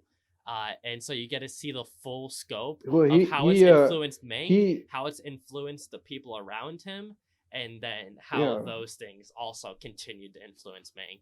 And Shelley's thing was he essentially gave up all of his morals so he could advance his career. And Mank the fact that Mank put the idea in Thalberg's head to do propaganda, and that tiny offhand comment. I made a note about that because I didn't pick up the first time. What? I'm sorry. The first when so Mank is meeting with Irving Thalberg. He's meeting with Irving Thalberg of the studio, and he's trying to he's telling him about like, why aren't you signing on with the other members of in support of Frank Merriam for mayor or whatever. Yeah. And then like an offhand comment at the very end of it is Mank says something about like making shitty propaganda films, and then you see Thalberg kind of smile, and you realize that that was the moment when Thalberg realized like, oh, we got to make these fake propaganda films to help Frank Miriam win, and then Right. how Thalberg ends up bringing in Shelley for that project and how it affects Shelley and Well, that it benefits storyline the affecting studio, Mank. so it makes sense why they would do that. Yeah, but it's like It's Mank really put the fucked up idea though. in his head, which is like just makes it even more like emotionally striking, I think. I wonder how true that is. Because I don't know. I don't know how true it is, but it makes that I death actually even I actually more did put important. two and two together. It's interesting. Yeah, there's even another point. Yeah. Mank later on says something about like um that he had the idea from him. Oh no, even Shelley, when Shelley's drunk and calling him, he says on the couch like Thalberg told me that you gave him the idea for the propaganda film, basically. Oh, I must have missed that, Yeah, yeah. and that's why he came And there's over. another line or two about it in there. But there's a Gotcha, lot in gotcha, this gotcha, gotcha. movie. It's a very fast paced dialogue, and it covers a lot of shit. So I gotta admit, it's a little bit hard to keep up with at It's a times. whole ass biopic, man. It really It is. yeah, it's cool because it's such a unique biopic. David Fincher, as he did with Biopic. Social Network, as he did with Social Network and with Zodiac, Yeah, yeah. he really Well, gives such a firm understanding of who this I would have character is. considered Social Network or Zodiac. Well, no, Zodiac's probably like more I of a mean, they're biopic than yeah, Social like Network. Zodiac's kind of a character piece on Robert Graysmith, and Zodiac's Yeah, kind yeah, of a yeah. character piece on Mark I would Zuckerberg. say in terms of And definitely like this Zodiac is a is more. more upfront one, obviously. It's his most straightforward, and its idea of firmly saying like we know it's supposed to be a biopic, but Yeah, it still yeah. is incredibly creative in how it goes about it. I think the way it flashes back in time and balances that is absolutely perfect. Yeah, I found that The super log lines interesting. that are The added way, in is a really good way of keeping you grounded because they throw so much information at you so often. It's a nice way to, all right, we fade to black, we get the log line of where we are, and then we fade back in. Like you get that time to right, kind of reset, process that information, and then see where we're going next. Because it all yeah. flows into each other. It flashes back at the perfect times. It flashes forward at the perfect times. Like the editing and pacing of this movie was so fucking good. It's 2 hours and 11 minutes. It's very subtle.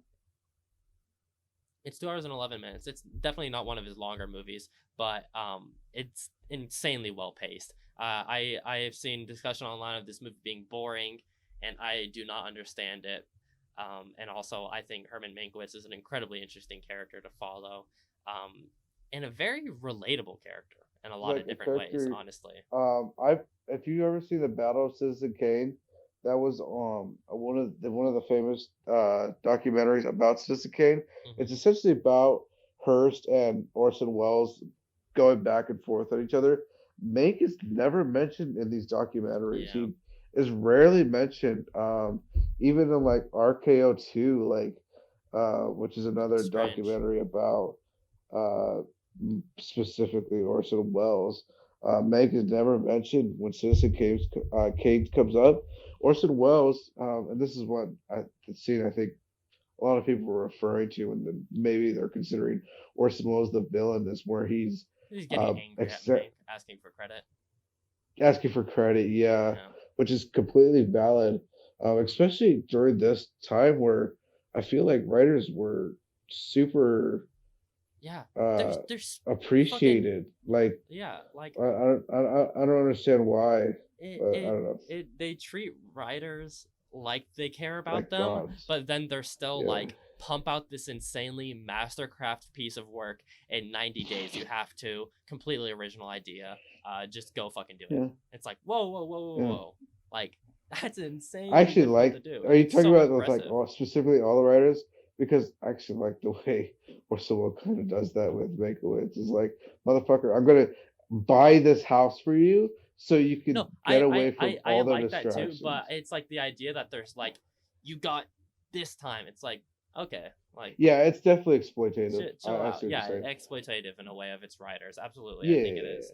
yeah, In I the get you. I get way you. that the Hollywood system is completely exploitative of basically every single person in the studio, and you can see how that starts to really affect some people and kind of even get to people's heads. Like you see Mank when he was slightly younger and way more ingrained into the studio, like the power that he had at that time as well, and like some of the shit that he would like kind of do.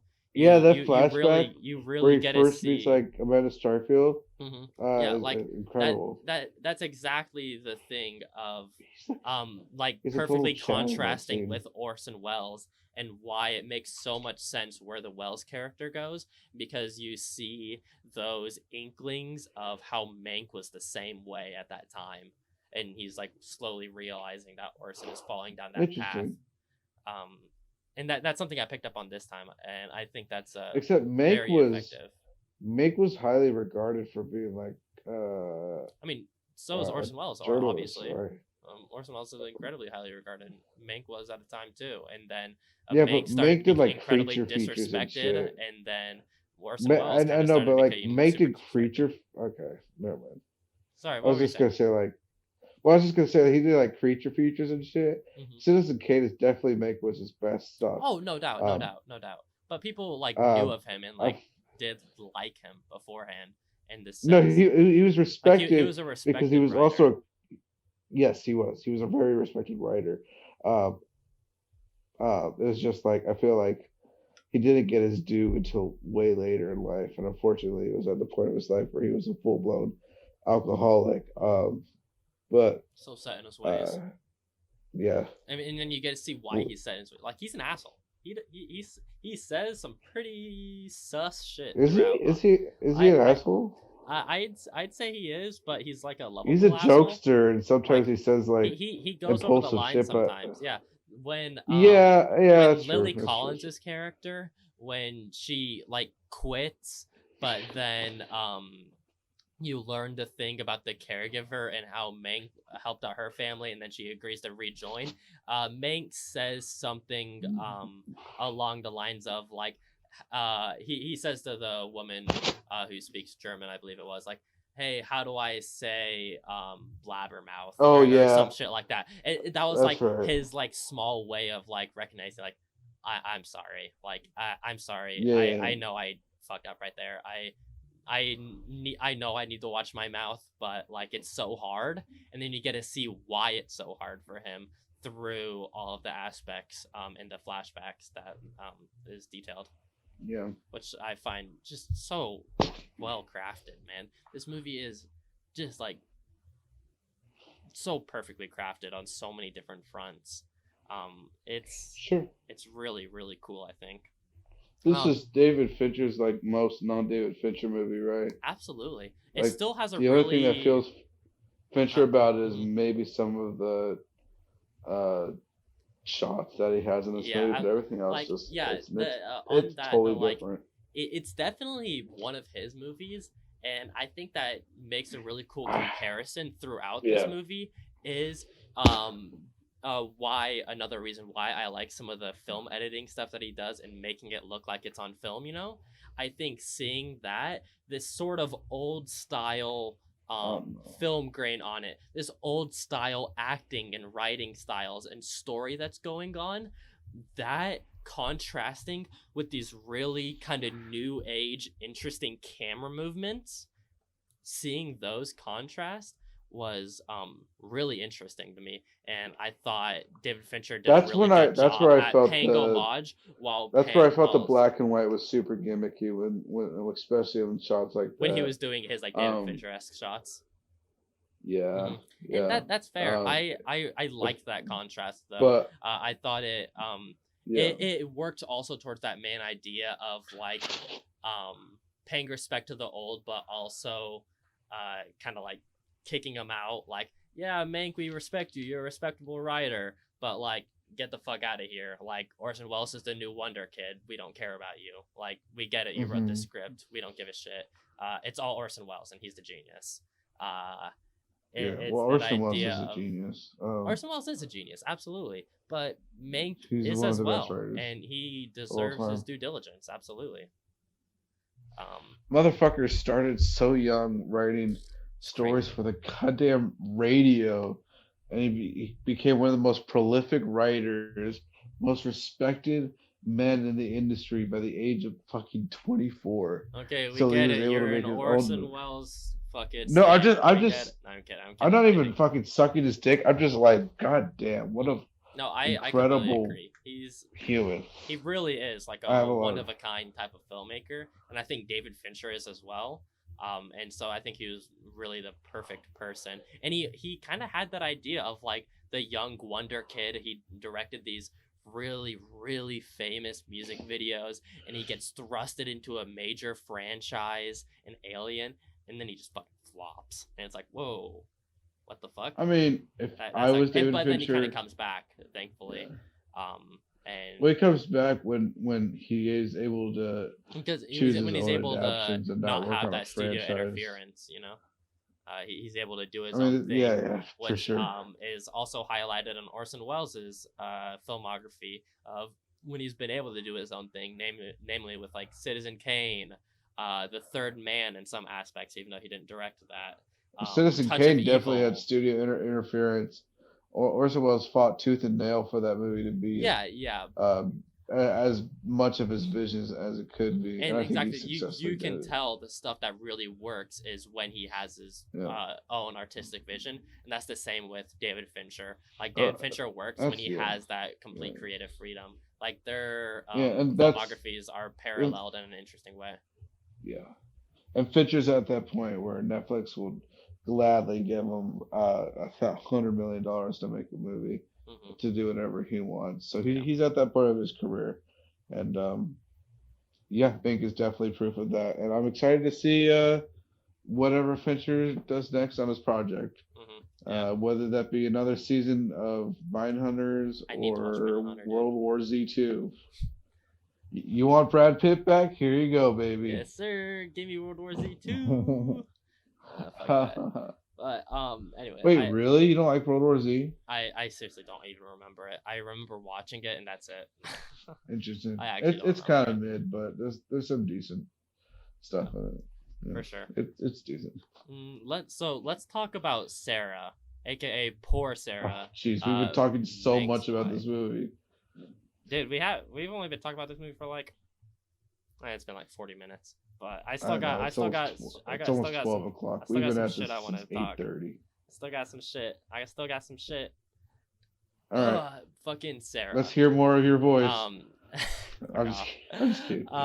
Sarah is a great character and has a great performance. Poor Sarah. Who's the actress who fucking plays Sarah? I will not call her that. Give her the motherfucking respect that she deserves. Her name is Sarah. Okay. She is great. She's played by Tuppence Middleton, and I don't Okay. even know who that actress was Sounds like a beforehand. German name. She's beautiful. I love her, and I have a massive crush on her now. And she's incredible in this movie, and her character is so great. And like, there's the first time you meet her in the bedroom scene when it's early on in the movie when he comes back super drunkenly, and she's like tucking him into bed, basically. Like, that scene is so Right. fucking cute. Like, that scene is so goddamn cute, and how she interacts with him is so, like, I feel so fucking bad for her, because that's also one of the many aspects of Hollywood system affecting people. Like, she's not even in the Hollywood system, but you see how it's massively affected her through Mankiewicz, and that's really sad to see and Yeah, effective, I I think. see that. I really love her Interesting. storyline, and like when she finally like confronts him at the end, sort of, and you see her, she's like rehearsed the speech, and she does like such a good job at like really articulating what she wants to see, and Mank really like actually listens and understands what she's trying to say. And then when she leaves out the door and she turns back and says, "Oh, and never call me Poor Sarah again to anyone," I'm like, yes. That's a girl. And That's that's a when I was girl like, power shut the moment. fuck That's a up, girl poor power Sarah. moment.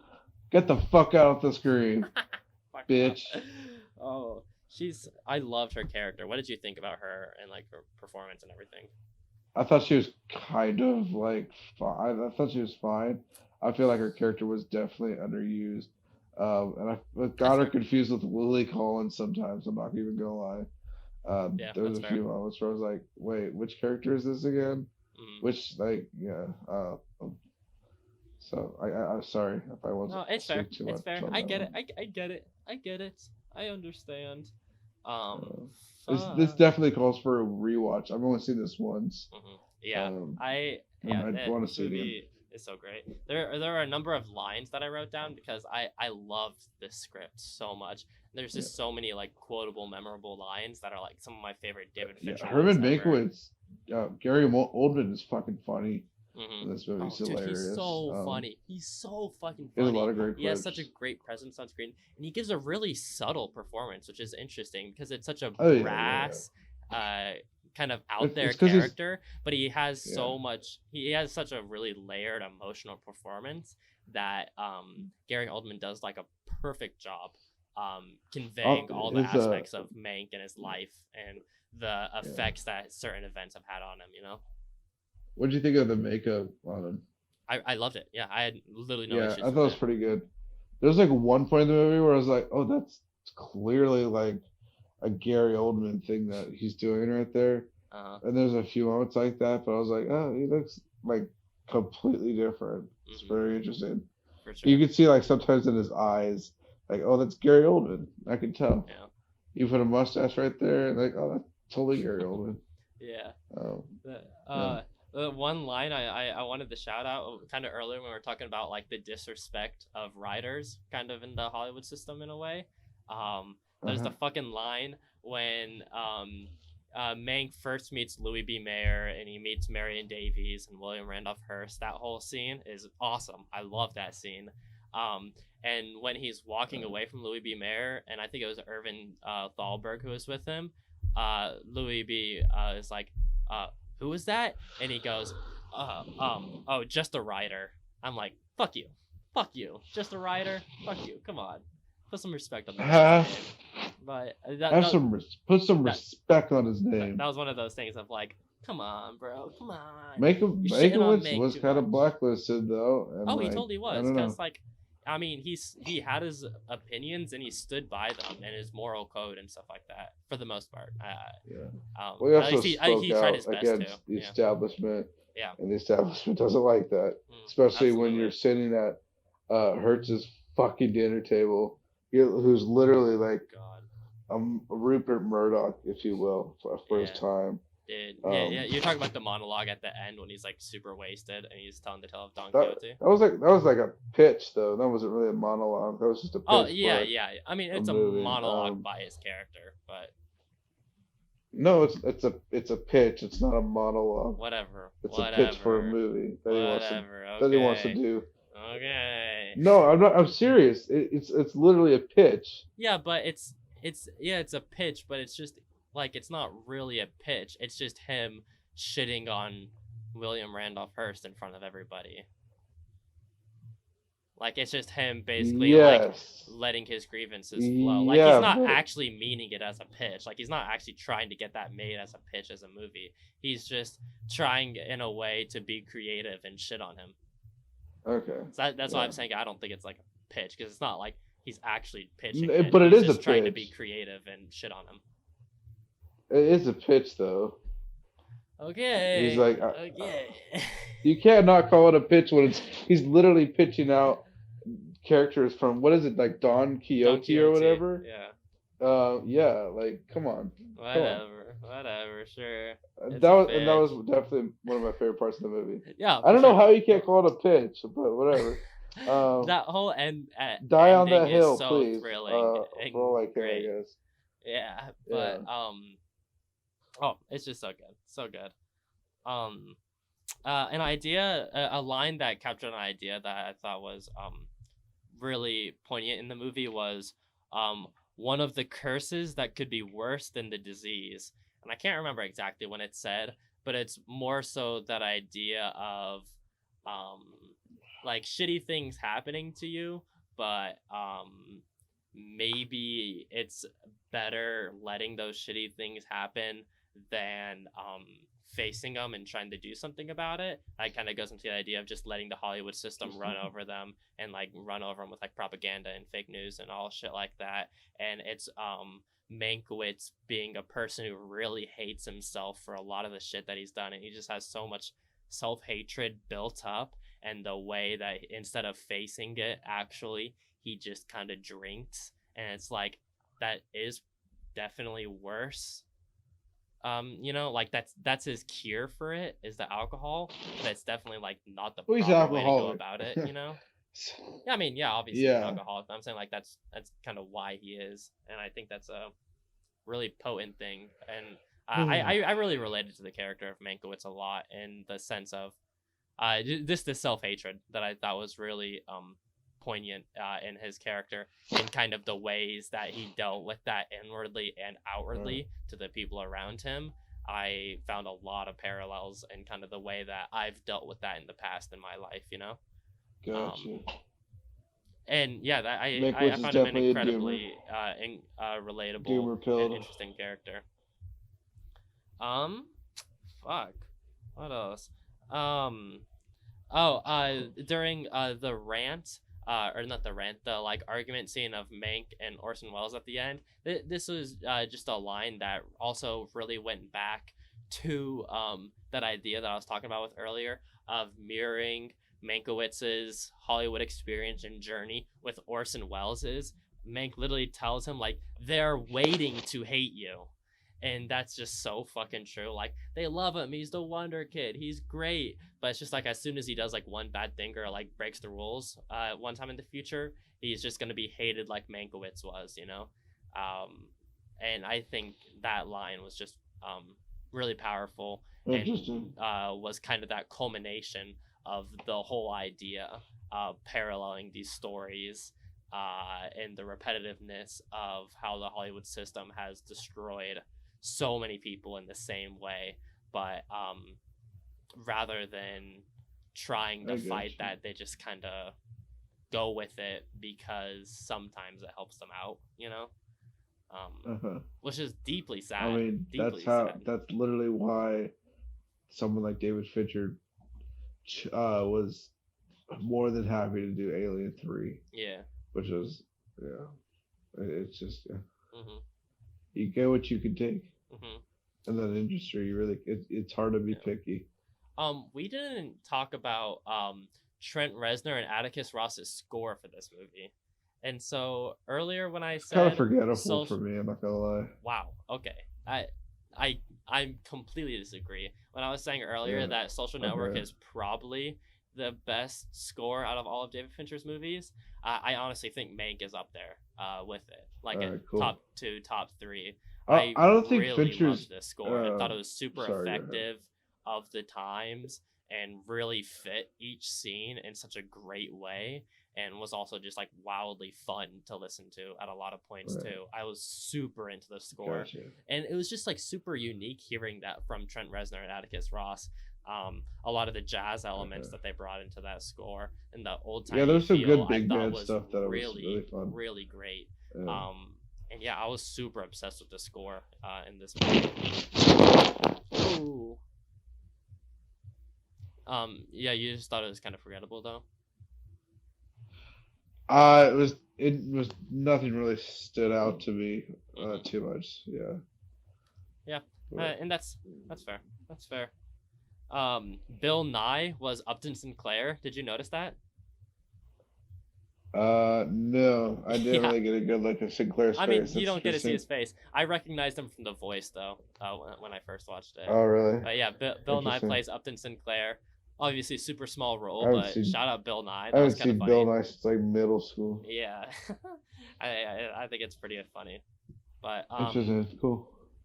Yeah, Bill Nye's based, That's basically I think we touched on most of the movie. Like I hope so. I think this movie's just so well crafted and so good. I loved it so much. Do you want to have any final thoughts on a score? I can score it if you want, yeah. Yeah, as we always do. Is that what you're asking? Yeah, so let's wrap this review up. So on my Letterboxd, I gave it a 3. Actually, I didn't rate it, but I would give it a 3.5. Which is like an A for me. That's a total A minus. Like, yeah. Okay, nice. Yeah. Final thought is just the final quote that pops up in the movie. It's written by Herman J. Mankiewicz on the screen, and I think it's really just the essence of the movie. It's I seem to have become more and more of a rat in a trap of my own construction, a trap I regularly repair whenever there seems to be danger of an opening that will enable me to escape. And I think that that line is just great. David Fincher's really great at Did the final lines Joker in right there? movies. Fuck off. I'm just. Fuck off. Fuck you. I think it's great. Great final line. That's Great a great movie. line. I love this movie so much. The first time I watched it, I gave it a 4 stars out of 5. This time, I'd 100% give it a 4.5 stars out of 5. And there's just really just like nitpicky stuff I have What is a throughout. 4.5 for you? I mean, terms of, that's like- a 4.5 out of 5, just like a 9 out of 10, which is like Gotcha. there's just like nitpicky stuff I have in it, which prevent me from saying it's a 5. But I love Yeah. this movie. The comedy hits for me, the drama works for me, and it's incredibly engaging the entire runtime and so effective in so many of the themes and ideals that it's trying to make you feel. And Yeah, for sure. I'm a big fan of this movie. It's easily a 4.5 stars out of 5 for me. Cool. But Good shit. yeah, that's our fucking thoughts on Mank, though. Check out that movie on Netflix, form your own opinion about it, and maybe watch Citizen Kane if you've already seen it and are thinking about rewatching it or something like that, or just like want some more insight into the movie, or like you're thinking about watching it. I think it'd be cool to watch Citizen Kane beforehand and then watch Mank if you haven't, because it definitely enhances some of the aspects of the movie. And just the parallels that are drawn between Citizen Kane and the movie Mank are really interesting and fun to see. So check out Citizen Kane and check out Mank and form your own opinions about those movies. And I'm so glad this movie came out and it's bringing another resurgence of fans to Citizen Kane. It's reintroducing it to a lot of people who haven't thought about it in a long time, and I really appreciate that. Thank you, David Fincher. You're just like my film teacher in high school. I thank you so much. Thank you for being my film teacher, David Fincher. Thank you. I love you. Oh god. Thank you. Kissy, kissy. Fuck. Anyway, that'll wrap up our review on that. That's- We will go into a little bit of our listener comment section as per usual. You guys can DM in your responses to the topic of the week and the review of the week, and we will discuss them here. We should do this. Like, what is it on the topic of the week, or is it on Mank? The only person who wrote in was just on the topic. It's It's very we hard. should always do this like after the topic. That's fair. Yeah, a lot In of my times opinion, I it think is it makes only more the sense. topic. A lot of times it is I only feel the like- topic. So, Oh, okay, gotcha. like I mean, like when people write in, they usually are responding to the topic and not like their thoughts on a movie. Yeah, So yeah. I get that. Gotcha, gotcha. Maybe. I kind of I like think having I'd it at the respect end, you better. but at the same time, that's Okay. true though. Anyway though, maybe next time. For this time though, my buddy Nick Slover wrote in. Another Nick, shout out Nick. And he sent me his favorite David Fincher movies, going top to bottom. It goes Seven, Fight Club, Girl with the Dragon Tattoo, Zodiac, The Game, and Gone Girl. So this is totally different from even both of our lists. So this is a super interesting Bro, list yeah, to get I into think a you little could bit. totally like have a different view on David Fincher movies. He has such a and that's why, like, subjective and unique He also has so filmography. many, like Yeah. so many movies Yeah. already that it's like, there's no way you're gonna get like And exact. Yeah, I think it's so list. interesting seeing different people's takes on his list, and Yeah. I completely agree. Like Seven and Fight Club are fucking amazing, and Girl with the Dragon Tattoo in your top 3, fuck yeah! I'm so glad you have that. Like that movie's so good. I think That's honestly probably an underrated Fincher movie. it totally is. How many people talk about that when they bring Dude, up that movie Fincher? made like so little money. It made like I think it made like 1 million domestically, which Oh, that's is shitty. unreal. But That doesn't make sense, but yeah, interesting. some crazy shit like that. But regardless, Gotcha. great fucking movie. Sad to see no Social Network on here. So obviously, I assume you just haven't seen Social Network. Give it a shot. You know, it's a strange movie, and like I understand, like it doesn't seem super appealing, maybe, but once you get into it, like you can't stop, and it's just a great ride. Or don't watch it Or and don't. live the rest of your life as a pleb who didn't watch one of the greatest movies of all time. Whoa, So, whoa, cringe. Anyway, well, anything let me else you want tell to you say about why. that list? Having Zodiac at 4. Oh, Nick left again. Oh, what the fuck? You're back. Dude, I don't know why. Yeah. Having what you saying? What are my Uh, thoughts on it? yeah, like thoughts. He had Zodiac at 4. So a little bit sad, I'll admit. I'm a little hurts a little bit. Hurts a little bit, but As I I get already it. said, I like get it though. your list is subjective, and Mhm. I thought it was good. Yeah. I can't really say too much about it. True. Yeah. Anyway, that's that. Thanks for writing in, Nick. Though, really appreciate it. If you wanna, anyone wants to participate in the next episode. So this is, I think, like the third week in a row where Nick and I just keep forgetting to think about what we're gonna do for the next episode. So we finally did talk about it, and I'm recording it here. So we're gonna be talking about the relationship between the movie Her by Spike Jonze and the movie Lost in Translation by Sofia Coppola. There's a really interesting relationship that those movies have together, so we're going to be discussing that at length, and then we're going to be reviewing one of them. We're not really sure because we love both of those movies so much. But as always, DM us at InTheClosetWJM if you want to participate in the conversation. Either your thoughts and reviews on either of those movies, or just any little tidbits you have about the relationship to them that you want to share. So yeah, thanks so much for listening, and we love if you guys help participate because the user comment section is one of the best sections of the podcast every time, and I really appreciate you guys. Anyway, yeah, that's just gonna wrap up this show, guys. Thanks so much for listening. Obviously, you can check out the podcast In the Closet WJN on YouTube, Anchor, Spotify, and most of the podcasters. I think I'm gonna finally try and get it on Apple Podcasts. I haven't, just because I've just been lazy and haven't done it. But I think I'm gonna actually start doing that now. So maybe expect to see that up on there sometime soon. Nice. Check out the YouTube channel, check out everything like that. I'm gonna be making a TikTok soon. If you've made it to this long in the podcast, I hope you're interested in that. I'm making a TikTok, and I'm just gonna be reviewing it, doing short reviews on every single movie that I watch. You should do a TikTok dance while you're doing the review. I'll do Fortnite dances every single time. Yes. No. Yeah, you'd be like, yeah, that would be amazing. While you're like reviewing Judas and the Messiah, like you're doing God. you're doing the Renegade. Like,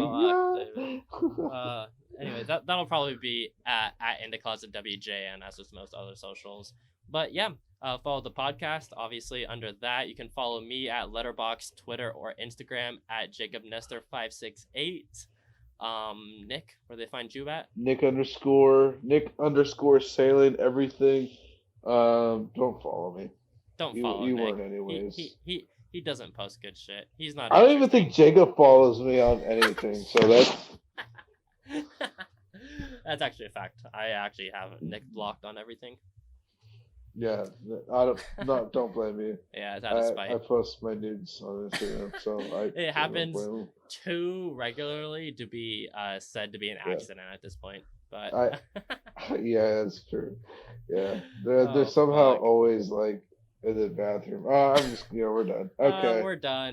Thanks for listening to this episode. I'll see you guys in 2 weeks. This is a long episode. This is a long episode, but I had a great time. I love David Fincher. I love talking about David Fincher. I'm delirious, a little bit drunk. I'm ready to go to sleep. Goodbye, guys. See you guys.